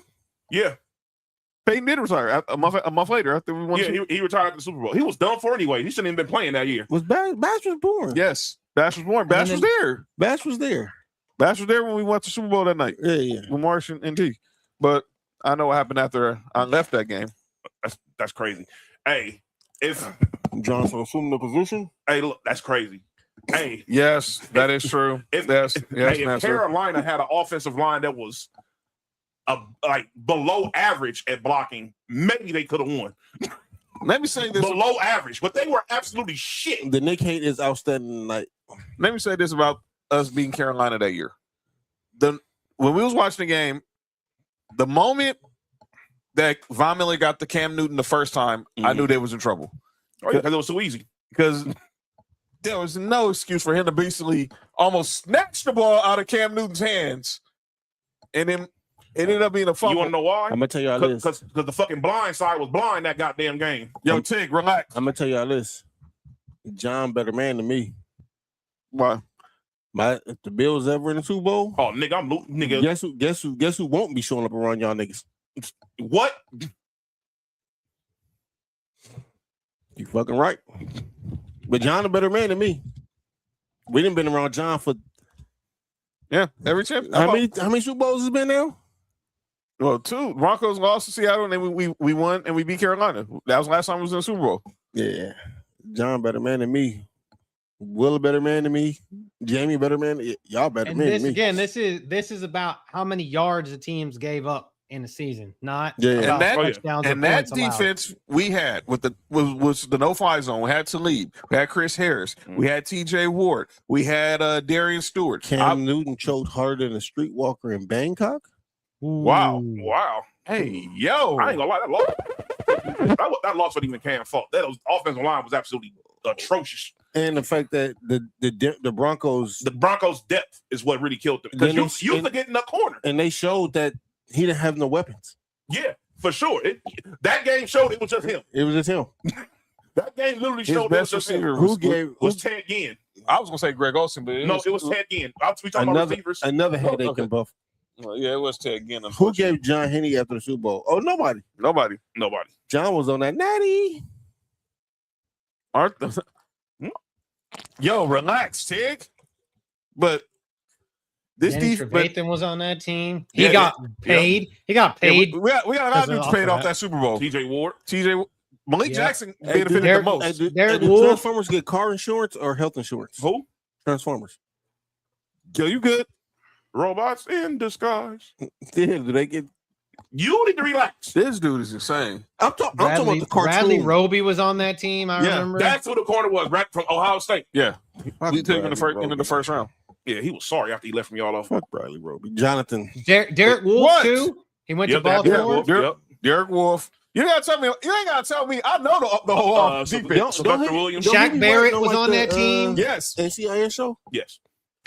You need to relax too. Yo, you good? But yes, it was Sylvester Williams. Who else was on that team? When we won the Super Bowl easily. I can tell you Vaughn, DeMarcus Ware, Derek Wolf, Malik Jackson. You know how pissed off I was when the Broncos Terrence got Knighton, DeMarcus Podrose. Ware? Terrence Knighton, obviously Danny Trevathan, Mhm. Brandon Marshall, the linebacker, Yep, he was nice over there with y'all too. Talib, Bradley Roby, Chris Harris Jr., T.J. Ward, Darian Stewart. You know what that shows me though? That Brandon Bean a piece of shit. no, that That's what it showed me. that John Boy, the John Boy. yeah, Shane Ray was on that team too, right? Yeah, that was his He rookie was like year. a rookie. that was Yeah. what's his name? Dude, he fell to us at the end of the first round. Who? Shane Ray. Yeah, Shane Ray. From- But he was sorry Mizzou. for Missouri. He was By the sorry. way, he was not. He time didn't out. give y'all shit. Time out. Let me say this. Missouri's defense, that had to be the most overhyped defense ever. How many dudes they put in the league that year? Dog, because Shane Ray, Cody Ely, and obviously Michael Sam. Cody Ely could have won. If the Packers would have won, he would have won Super Bowl if he would have. Because he was going crazy. He was the only person going. Michael Sam? No. Tony Ely. He was going crazy that game. He was the best player on the actor, right? Dog. No, that's Michael Ely, dude. And it's never mind. This dude is the same. This dude's the same, man. Make it wear contacts. Hey, he does wear contacts. Yo, is it clear contacts or is it the color? Yo, y'all put Michael Ely on blast about his eye colors. It's diabolical, right? Y'all are hating. Hey, stop hating. That statement was crazy. But yeah, that defense we had was obviously, and that was all reflection of us getting the doors beat off us by Seattle. Tig said Nick using all his might not to say, but fuck the Broncos. No, he's not, because he'll say it. Already said it. He said it like 2 times already. Look, I'm on record saying. Omission. Look, I'm on record saying that Broncos team is one of the best defenses I've ever seen. It was. I've said that numerous times By the way, they literally had everything at each level. Speaking of defenses, there was ball God. There's 10 that are not. There's 10 years worth that aren't there. I'm gonna give you a defense that's not on here. I'm shocked they didn't make this list. What's that? The 2000 Ravens. I don't think they were number one in total defense. They clearly that 2000 year that when they beat the Giants. But they had to. But or the 2013 Ravens as well. Not on paper though. But you know what they did though? Ravens in 2012 was when they score on them. I meant the years that they won it. 2013, 2012 team. They were better than one breaking. No, they won in 2001, right? Cool. Yeah. The Ravens? Yeah. 2000. Super Bowl was played in 2001, but it was a 2000 Ravens. When they had the murderer. The killer. Yeah. The gangster killer, the dope dealer? Peter Boulware was over there, right? Peter Boulware was a dope dealer. I mean, come on. The quarterback they're playing against was Kerry Collins. Come on. Rest in peace. He wasn't supposed to be. Never mind. Well, we all know that that's supposed to be a black guy instead of Trent Dilfer anyways, but you know what I'm saying. Was that Tony Banks over there? Yes. Yeah. He was a starter at the end of the year. That's Carlson's younger brother. No. Are you all right? You good, man? All right, come on. Let's have our debate now. All right. So let's ask the question. Yes, sir. Well, she's not flicking people off. Who was their secondary in 2000? Who was on their secondary in 2000? The 2000 Ravens secondary might have been the second best safety of all time. Rod Woodson, Claiborne, the second best safety of all time. Chris McAllister. Who's the second best safety of all time? Ed Reed. Oh yeah. I'm gonna say. Hold on. Ron was on that team. Whoa. Yeah, Ed Reed. All right, man. We know what number one is. Yeah. Oh, you gotta be a crazy dude. Troy Polamalu, right? No, I'm just playing with y'all. He's saying wild stuff. Stop it. Yeah, he really. Marcus, I'm trying not to be biased when I say this because I definitely want to put Troy above Ed Reed, but I'm gonna just leave that alone. You got Ronnie Lott. You got number one. You can't have Trojans at 1 and 2, Nick. I don't even like Trojans. Yo, you good? There's Trojans. Are they the same brand as? Yes. Oh, then I like Trojans. I don't like you. Well, Rod Woodson. You're forgetting Rod Woodson? Rod Woodson. You already said Rod Woodson was on that defense. Chris McAllister. Corey Harris Harris was on that team. He wasn't on that defense. Oh, you said Miami? Yeah, he was at Miami during that time. It was I'm missing somebody. Oh, that Dwayne Starks. RP. The Goof. RP. You know That's what I call Big Zeus. Hold on. Zeus? Hey, get up. Go to the front. Rico. Zeus. Yeah, even though Tony Saragusa ended Rich Gannon. Orlando Brown Sr. was on that team. Sure. Wait. What? Not that Orlando Brown, dude. Zeus. Are you okay? This dude is insane. Are you all right? Oh, that's the one that got the flack through in his eye, right? Yeah. Yes. That was him. And then that sounded crazy. Then the sun came out crazy. Something wrong with Mark. So there's the question. What is more important to a championship team? A strong offense or a strong defense? Here's the thing. I think the term defense wins championships more so, in my opinion, applies to the NFL. Because here's the thing. We've seen teams that was like they could score at will, and the other team be scoring right there with them. Hey, Cody, can you do me a favor? Yes. Can you look up OKC's defensive rating when they won a championship a couple years ago? The basketball? The Yeah. Thunder. Yeah. But I think it really applies, in my opinion, to football more than any other sport. Durex were better than Trojans. I don't know the names first myself, but Durex is for small. Nope. That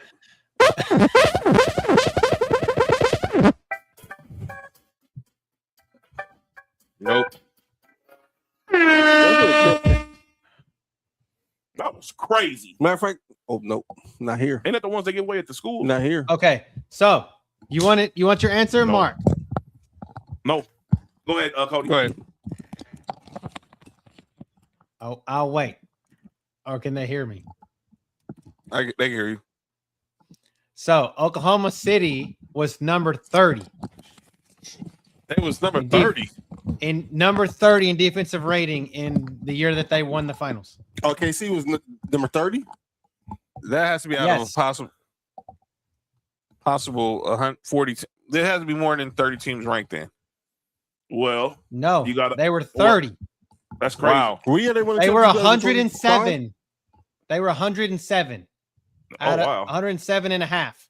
Their offensive rating was 120.3. Again, just like Boston, they were a 12 and a half point rating difference. So again, they were outscore you. You could score points on them all day. I think it was a thing where when they play against these weaker teams, they just dogged them out because of how dominant they were on the offensive end. But yeah, I definitely feel like it just definitely applies to football. They won a championship 2024-25 year, right? Yeah. That's crazy. See? Yeah. Cody, I'm going to show you something. Matter of fact, Cody, I'm about to text you something right now. Go ahead. Okay. Go ahead, though, John. Go ahead, John. All right. When I think about that Thunder team, they had my defensive bad. players. My bad. I read that wrong. So it says that their defensive rating was 107.5. So they were number one. Number one. That's what I was about to say. I read it wrong. That's what I was about to send you, Cody. I read it wrong. My bad. So they're number one offense and defense. Yes. They were one of the best teams in they were the best team in basketball of the year. They was beating the shot of everybody. They wasn't even playing the fourth quarter a lot of games. Yeah, I read it wrong. My bad. And then if you go back to the thing, the stats I Get from over did, there. Nico. Get from over there. they must have not grabbed what the numbers were, but it is what it is. So did y'all say what mattered more, defensive or offense? I think when it comes to football, it's definitely defense. Yeah. And I think in basketball, you need to play just enough defense. Just enough. You can be a great defensive team, but you need to score. You just need to be, but you can be average on defense and win a championship in the NBA. The only team I've seen that was like really good on defense and was like all right on offense was Detroit. The later Detroit. Don't remind me. Because their offense was okay. But you can't have like the D'Antoni Suns and think that the 7 seconds or less era. No. See, the problem with that is that he didn't even try to throw like any type of anything on the defensive end, because I think he tried to because the thing is they had a guy over there that was a very good defender. No, Rajah Bill and Rajah Bill, both of them. He had good defenders over there, but I don't think he prioritized it. He enough. did. He would tell people when the ball goes up, y'all run down the court, which makes no sense. I'm like, who's going to rebound? Amari Stoudemire can't grab every rebound. Amari Stoudemire I love Amari Stoudemire, but when it was time to play, when the difference between the NBA when it comes to playoffs and the regular season is when that game slows down. And during that time, Amari Stoudemire could do nothing against him when they went against Tim Duncan. He couldn't do nothing when it was time for him to play against Dirk Nowitzki. These guys were bigger than him, and he can only do so much. He's gifted athletically, but at the end of the day, he's still a 6'10" center during the era where you still have to be like about 6'11", 7 foot to play center. I agree. In the West. You feel what I'm saying? So it was still if he would have if that Suns team would have been like the 18th ranked defense or 15th ranked defense, they probably could have won. And no, probably. because their offense was unbelievable. But when you know how I know that formula could work? Because it's working right now. So in basketball, since they could never have the best top 15 best defense. They offense is moving too fast. You don't give it a chance. You don't give your team a chance to rest. Exactly. So you would never gonna have a good defense no matter what. Even with the good defensive players that they have, they only had 2. Look at all the scores they had though. But that's what was crazy.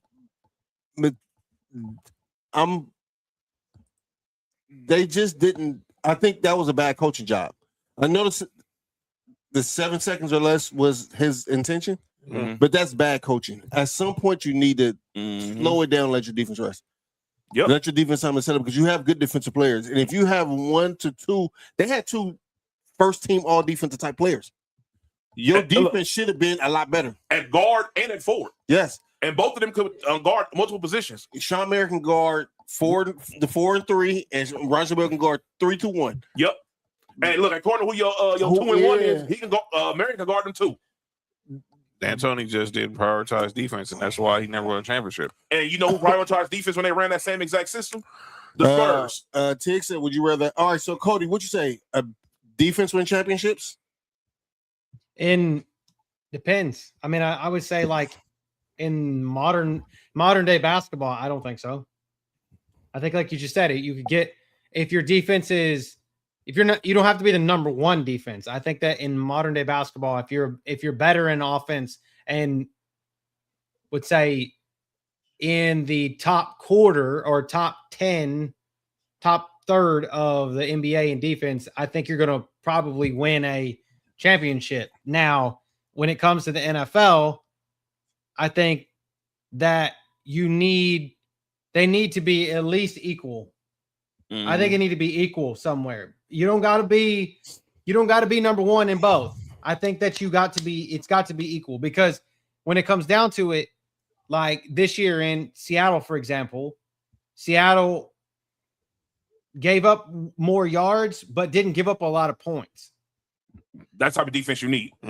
That you need stops. You can let them get down there. You just got to stop them when it counts. If that makes any sense. Shout out to the GOAT. So I would rather Cody. John, what you have? Defense or offense?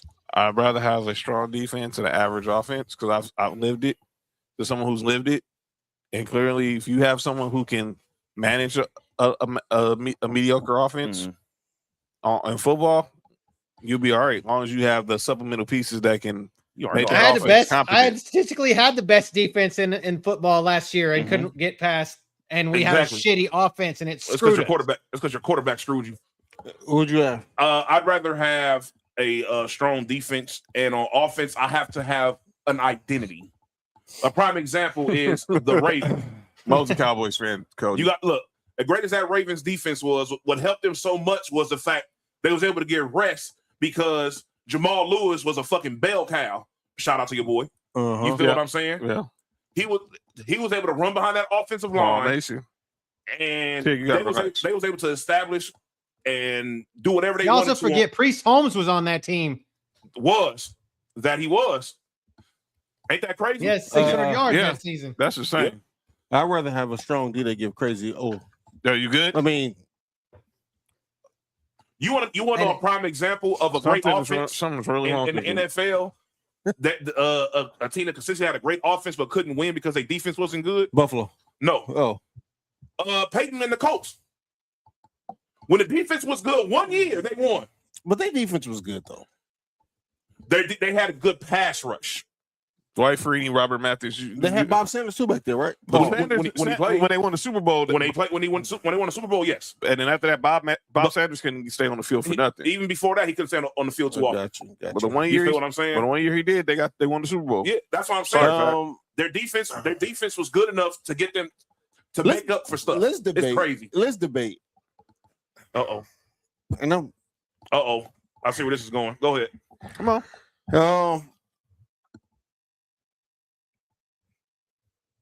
I think I'd rather have a good offense and a defense that can get a stop here and there when you need it. So what you're saying is you rather have a great offense and have bend but don't break defense. I think if you're the Cincinnati Bengals and you have a mediocre defense, but not one that's Swiss cheese, they won a Super Bowl. They would have beat if you Buffalo have a defense that can get a stop. You know what's crazy? You know, sorry as the Raiders were last year. You know, he was number one in stops last year. See, but that's what I'm saying. Like a prime example of a good defense and trash offense. I hate this. I know. Yeah, I think I hear what y'all saying, but I think a great offense, and if you can get a defense, especially in football, and I can do it. We can take it in basketball too. It's definitely works in basketball. But if you have a great offense and a defense that gets stops when they need it, I think you are in a position to win the championship. That's what I'm saying. Yeah. And you don't have, but to me, you don't have to have the number one defense. No, Right. you just need stuff. You know who need to defense get like stuff. that? The Chiefs. Yes, The Chiefs is never top in defense. No. But when it comes time to make a stop, they make a stop. they make a stop. Shout out to Steve Spagnuolo. You heard? Yeah, that's what I'm saying. One of the best of all time. If your defense isn't strong, it don't matter how much your offense scores because the other teams are running around. And the only way you have a chance is if your defense is just as That's not necessarily true. Here's the thing. In the NFL, it's tricky because sometimes it really could be like something where, all right, I'll give you a prime example.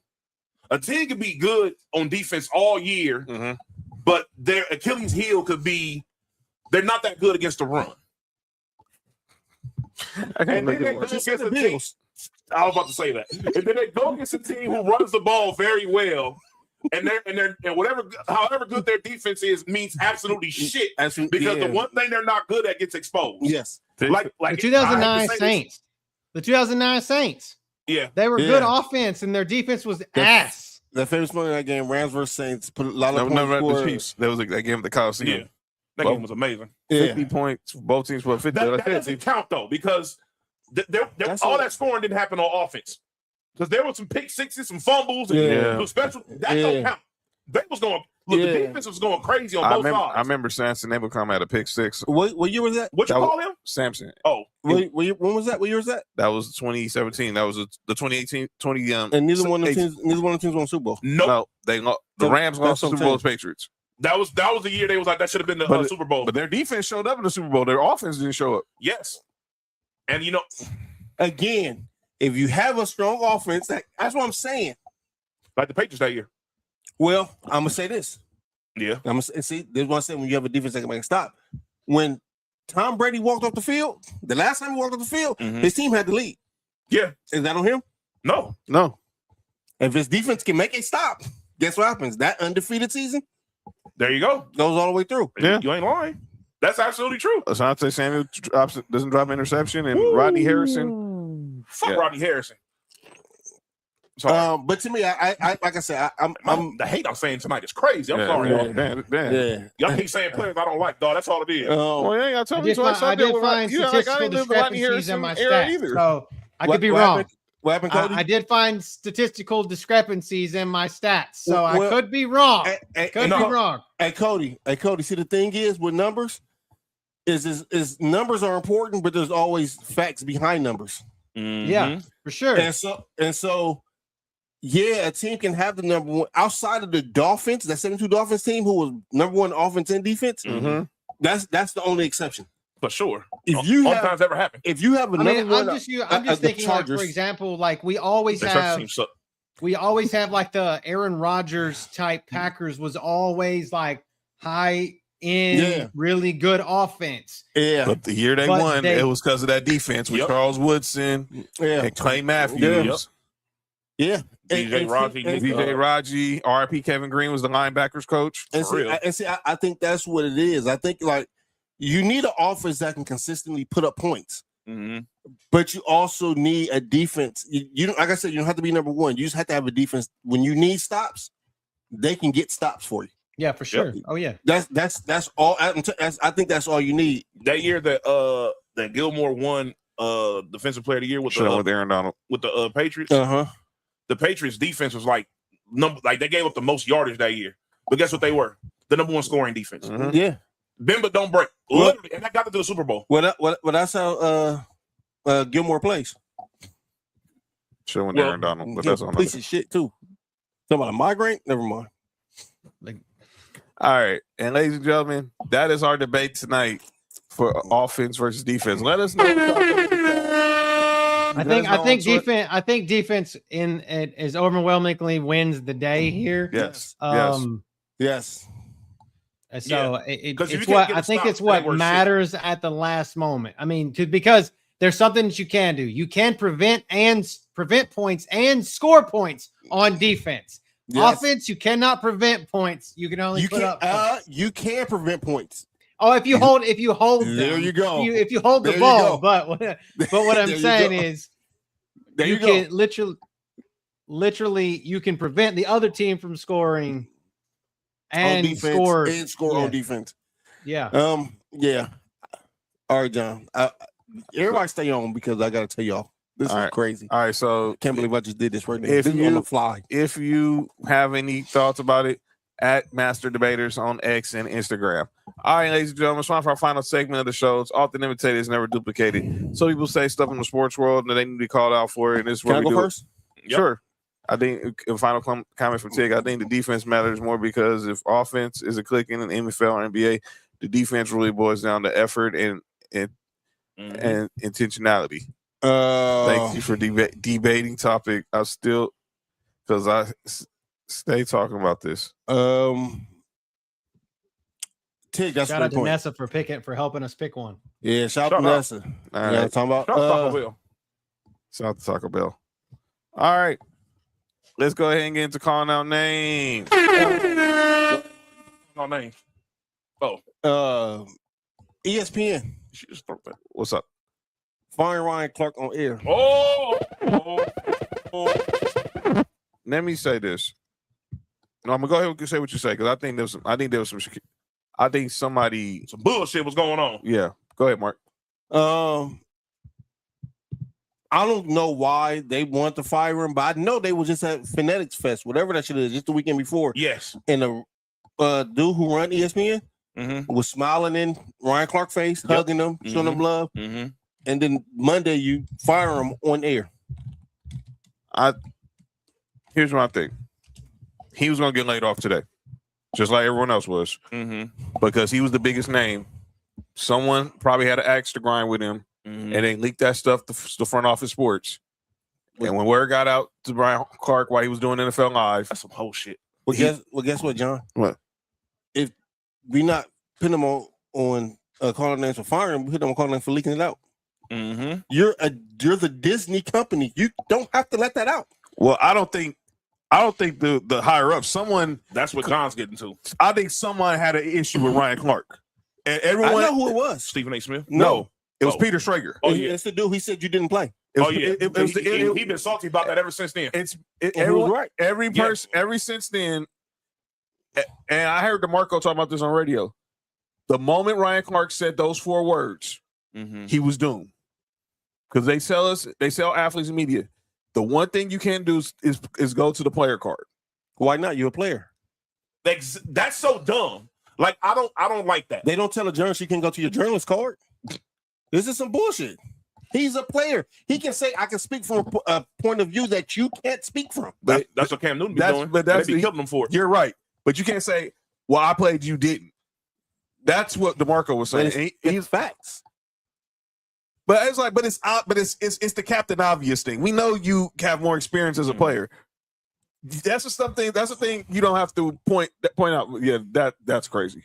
But here's my other thing with the Ryan Clark thing. Everybody needs to stop picking a side because you got some people saying, "Oh, they're happy Ryan Clark got fired." Then you got some people saying, "Oh, now ESPN is looking more white." Let me be clear. Y'all had beef with Ryan Clark way before this whole Peter Schrager stuff happened. Bingo. So let's not get all self-righteous and sympathetic for Ryan Clark now. Stay positive. Relax. Because y'all had beef with Ryan Clark way before the Peter Schrager incident happened. Now, don't get me started. When the whole thing happened with him and RG3, who was y'all side? Y'all were Some of y'all were siding with him. Some of y'all were siding with RG3. Wait, what happened to him and RG3? You remember the Caitlin Clark thing, and then that's when Ryan Clark's biracial daughter got brought into everything. Oh, That situation. Oh, that's when RG3 said, "I got some good milk at home." Huh? Did he say that? Yeah, Yeah, he did. but it was mid. It was sour. Sorry, it was half a gallon. Go. You got anybody else? No, that's it. Quarter piece. Yep. Got anybody else, Mark? I'm dead. Did fire like. Okay, let me also be clear about this. I know who all got fired. Cam Newton. It was Bart Scott, Ryan Clark, Tom Pelissero, Charles Davis, Carl Ravitch. Let me be clear. With Charles Davis and Tom Pelissero, they were casualties because ESPN just bought the NFL Network. Mm-hmm. With Bart Scott, you only saw him on Get Up, and he was more on the radio. Jet anyway. Who gives a fuck? And he was more on the radio side. Who gives a fuck? On the radio side. I hated Raven listening to him, first too. though. Fire the Jets. If you was the Jet, you can get fired. That's how I feel. By the way, shout out to the Bills. They are now the new ESPN New York is now the new home of the Buffalo Bills. And so Don't.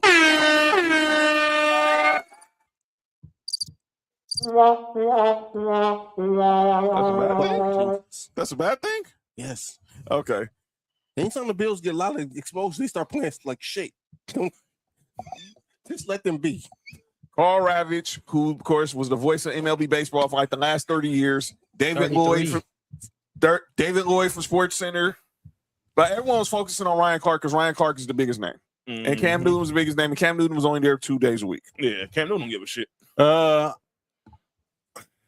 I like Ryan Clark. I don't always agree with Ryan Clark. Yeah, right. I like Ryan Clark. I like pivot Ryan Clark. I don't like ESPN Ryan Clark. Well, he has to be that way. And what I like about Ryan Clark I know, is but that's when what he I'm is- saying. I totally agree with you. I'm just saying I like pivot Ryan Clark, not I like When who I- he is when he's around Freddie and the Freak Boy. and, Relax, Tig. Channing Crowder. What I like, Channing, yeah. Damn dolphin, freak ass boy. That They that's say role play insane. is a cat, right? Yeah, that was insane. Yeah, I tell you about them dolphin freak ass boys. Because I think that's the thing. He found out on air. And like I said, I like Ryan Clark. What I like about Ryan Clark is even when he wrong, he'll come out and say, "Man, my bad. I was." You know what I'm saying? I was wrong. You don't get that in the media a lot nowadays. Mm-hmm. That's true. And he's gonna be He's gonna be okay. He's got the pivot. He'll land on his feet. NFL and Fox might hire him or CBS or maybe Or NBC. he might go be a defensive coordinator with the damn Steelers. Who knows? Might go coach. He's good. And so Mark, is anybody else you had? Was that it? I haven't processed it yet, but it's something about Sophie. But go ahead. All right. Go ahead, Nick. I got the NBA. Well, not NBA. I got NBA's part of this, but I have the investigators behind this whole Clipper thing. I'm calling out names. You got who? Oh my This god. whole investigation. End the investigation, please. Please, dude. This is even the commissioner is saying this is lasting way longer than it should. And now you're hearing they might not be done with this even before this season started. So what the fuck? What are we talking What about? are we waiting on? Kawhi was going to be a Clip. It's going to be a Raptor. Yeah, Brandon Ingram and Grady are going to be Clippers. I think the trade should just go through no matter what happens. it is going through. It's going through. No matter what happens. It's going through. But they should still do the investigation because if you find a way to pay niggas off the books, Mm-hmm. They're not the only ones. then let everybody do it. Well, that's why they're investigating the Gary Trent contract now. Why? Because he was. Oh no, that's Gary Payton Jr. that was betting on games and was. All right. Gary Trent Jr. You know the got first, $64 million coming off his worst year of his career. yeah, that's crazy. Wait, who gave it to him? The Bucks. That's why Giannis wanted to get traded. It was a dumbass shit like that. And they signed his He's brother. Rich Paul's his agent too, isn't he? Wait, Yeah. nobody talk about that. What? His Giannis brother being in the league? Or nepotism for that, but it's okay. Never mind. People like Giannis. That's why it's hard. Pat Riley said them dudes are not coming to He said Miami. that shit.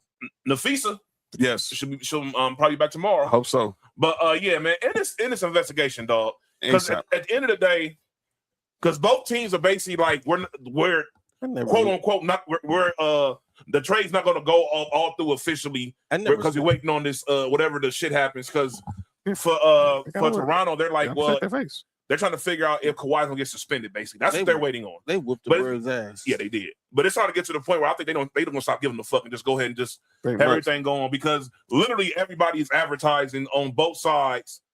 The new teams and everything, they've showed the depth charts for both teams and all that other shit. So both the trade is going through. They're basically just seeing how long Kawhi can get suspended for, and if there has to be some accommodations from the Clippers behind that. But it doesn't matter. But you know who was the first player that got paid under wraps? Joe Smith. Yes.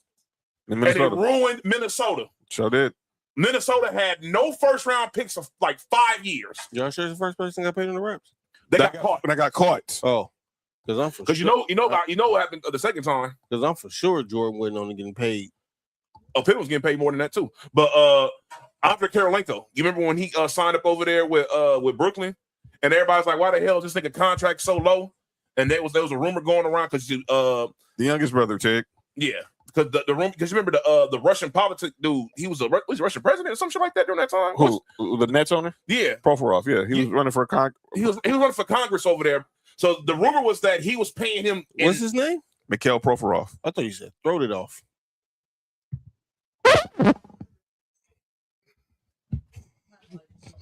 Yeah, Sonny, I don't know what's wrong with this dude. Yeah, this nigga tripping. But yeah, he was a guy that they said that he was he was paid under the table. He paid him Russian money to sign up over there, and he gave him a little bullshit minimum contract. But yeah, man, get this shit over with, man. I'm tired of seeing this. This is an unnecessary story. Man, just find the Clippers, find Kawhi, man, and let's get on with Steve Ballmer's going to pay for everything. He doesn't give a shit. He wants it to be. He wants his bad news reputation to go down. He's tired of this shit. Please. He's tired of the bad press. Everybody is in the shit, and it's going about a scam Scatterboo doing. He tried to do a backflip and botched it. It was at Fanatics Fest. He might be over. Never mind. This dude's stupid. Might be what? Over it. Him and the quarterback, nigga. Show him up. All right, let me get to mine. By the way, Michelle throwing off. Yo, relax. Michelle wasn't. Relax, Tig, relax. Y'all think Michelle was her? That's what the problem was. Yo, chill. It was Michael Turner. All right. He says, "Why call me the burner?" Probably had enough of y'all. I want you to know. You heard the first one. Hey, Cody. Hey, find the time for that clip. You said they called the burner. You got the clap. Go ahead, John. All right. Oh, somebody got to play Usher Let It Burn. We're trading places. Jordan Rogers. Uh-oh.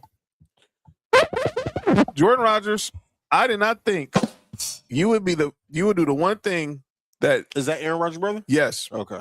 You would do the one he doesn't talk. The one he doesn't talk to. Yeah. Aaron Rodgers done reconciled with the whole family but him. I wouldn't touch this thing either. Me neither. He's gonna make me do the one thing I never thought that me and Nick wouldn't. The one thing that me and Nick probably hate more than anything. What's that? Agree with Stephen A. Smith? Kiffin. No.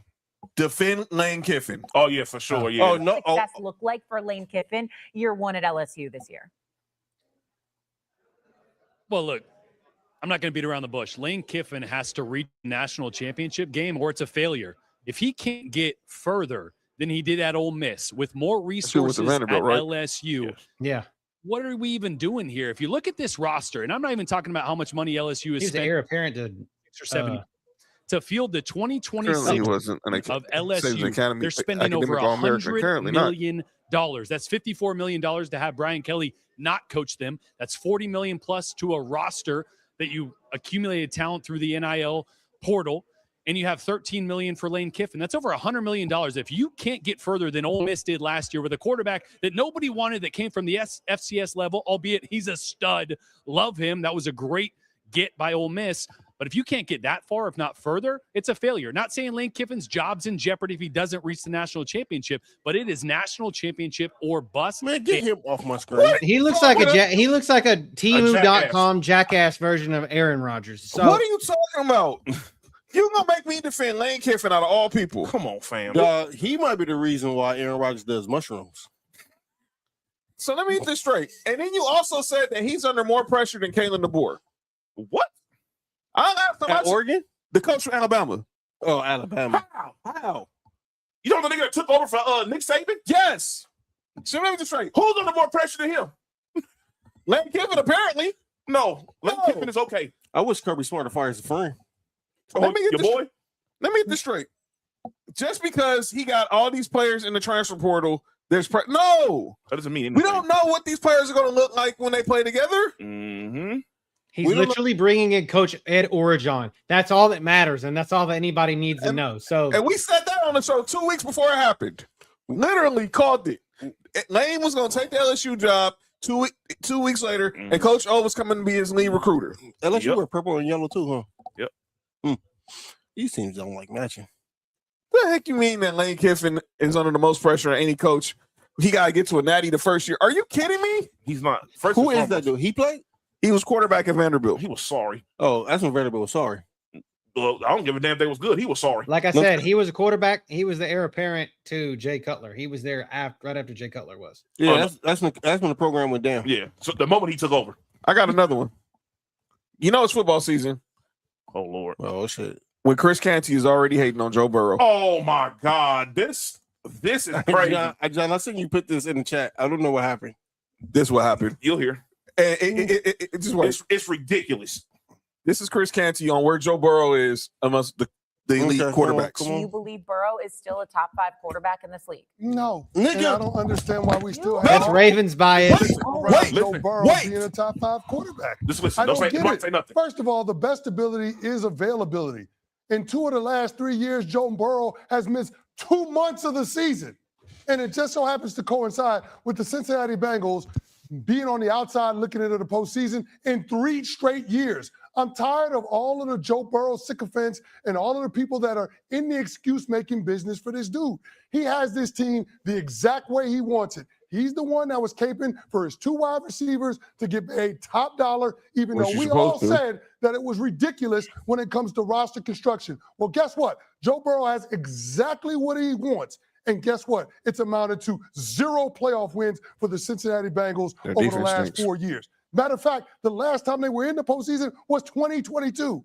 And this dude going into year 7, we're talking about him only being in the postseason twice. I don't understand how we're giving Joe Burrow all of these kudos, all of these accolades, all of this praise for once upon a time making a Super Bowl that they just so happen to lose. Joe Burrow is not a top 5 quarterback in our league. And here's the dumb part. They asked Chris Canty to put his top 5 quarterbacks. Number 1 was Josh Allen. Number 2 was Patrick Mahomes. Number 3 was Lamar Jackson. Number 4 was Matthew Stafford. Number 5 was Drake May. All right, next. Drake May is not a top 5 quarterback in the league. I don't understand the Drake May obsession. I do. Drake May is a really good quarterback. I'm not sure he's top 5, but he's not better than Joe Burrow. He's a really good quarterback. He's a very good deep passer. He's a really good quarterback. I'm not putting him top 5. That's not what I'm doing. I'm confused about how you can watch a Cincinnati Bengals game. They say it's Joe and Burrow. y'all don't know, and y'all know Arrow who don't know, I'm a Bills fan. We haven't beat Cincinnati when we played Cincinnati in a long time.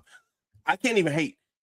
How do you watch a Cincinnati Bengals game and say Joe Burrow's not a top 5 quarterback? Nigga, That's just hate. Joe Burrow is like Drew Brees 2.0. All right. Next game. Joe Burrow is like, I'm not comparing him to him because y'all know how I feel about this man. Dan Marino. Yeah, the passer of the ball. Yeah, because he might be the best passer in the league.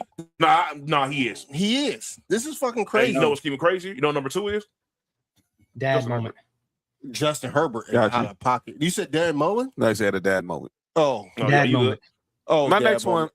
We support those here. Always. Max Kellerman. I'm not gonna play the audio because it's too dang long. But he's going on his podcast with Rich Paul, and he said this. I hate these 2 niggas together. I'm not gonna lie. The Lakers are in danger of losing their premium brand recognition to the New York Knicks, and that's right inside of Los Angeles. The Dodgers and the Rams are right there at their heels. Wait, excuse me. What? Wait, excuse me. Don't even waste your time. Wait. Let the Laker hater say it first. Wait, y'all go first. Y'all go first. Can the Laker That's not possible. Go, Nick. It is literally impossible for the Lakers to lose anything. As when you talking about marketing wise, there's nothing that can affect them. Wait, even when they were trash, not making it to the playoffs, all this stuff, they were still talked about. They're not losing nothing to nobody. Did you say the Lakers? Yes. It starts with the Lakers. Do y'all know the 3 most powerful brands in sports is the Lakers, Yankees, and the Cowboys? And the Cowboys? Yes. Yeah. But they're not losing that at all.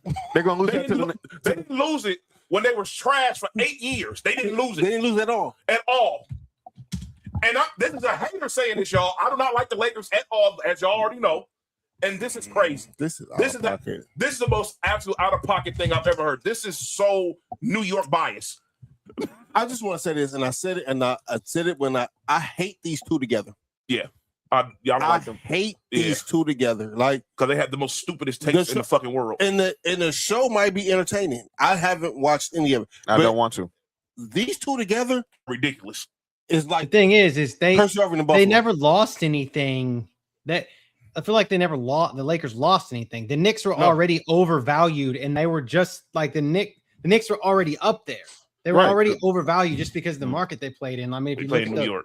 At the Forbes list, the Lakers aren't even on the Forbes list, the top 10 teams. They were not there. The Knicks, and this is no disrespect to any other city. The Knicks is that important because it's New York. That's it. Exactly. That's all. I'm saying. The Lakers already overvalued. The Lakers was relevant in Minnesota and here in LA.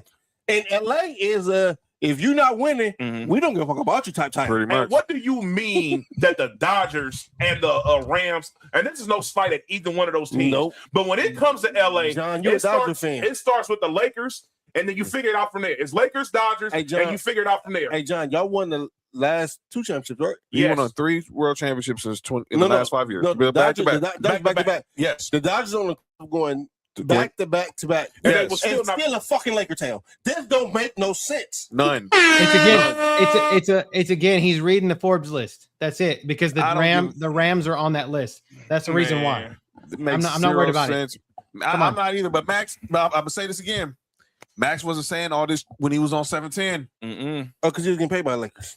He wasn't saying all that. Lakers affiliate. He wasn't saying all that when he was on 710. Now you got Rich.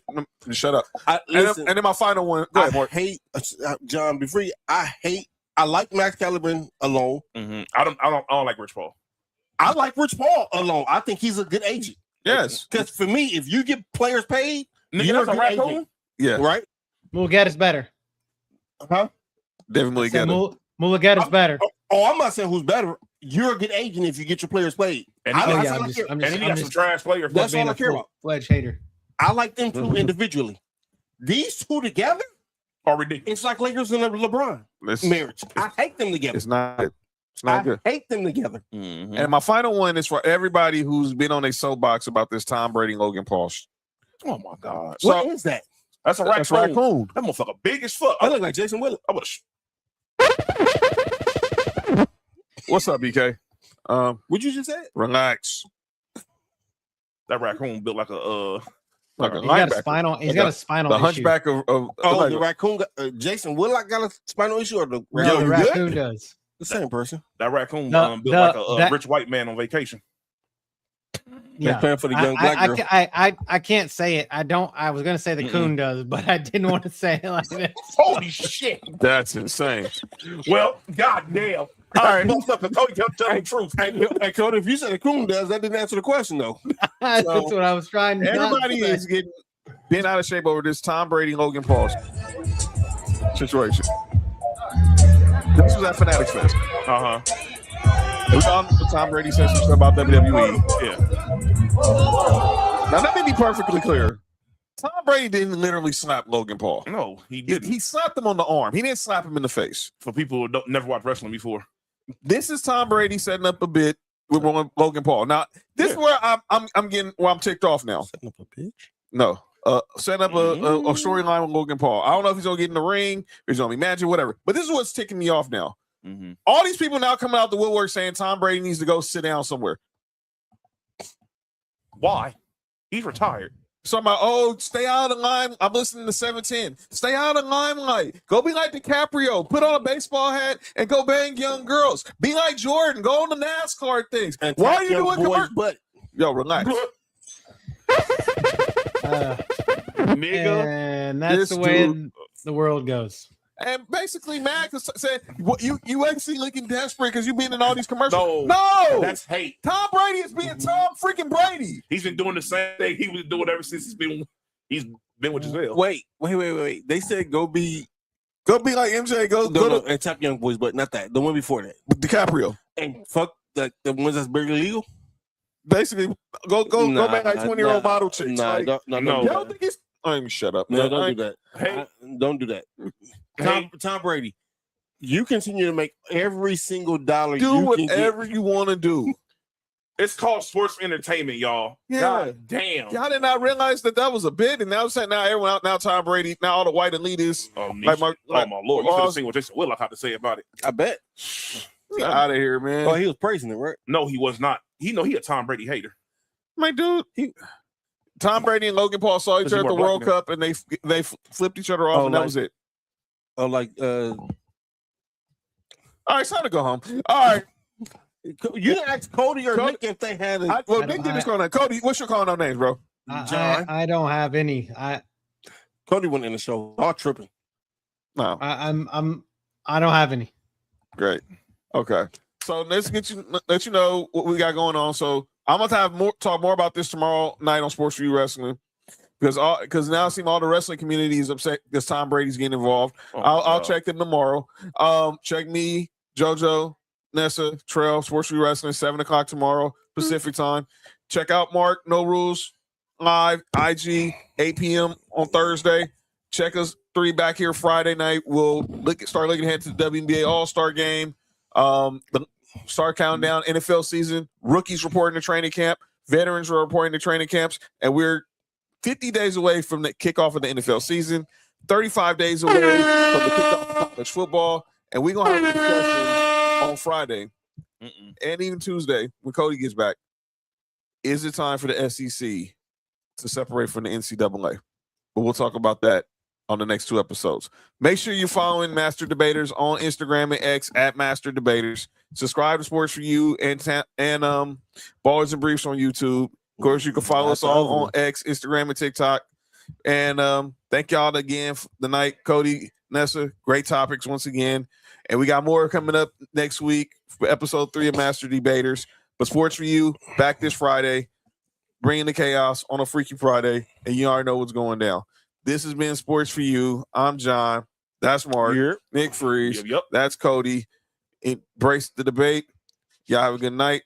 See you Friday. Peace. We stay lit. If you want the truth, come take your seat. Join the debate. Bring the heat. 1 mic, 4 angles, no fear, no pause, big names, big swings.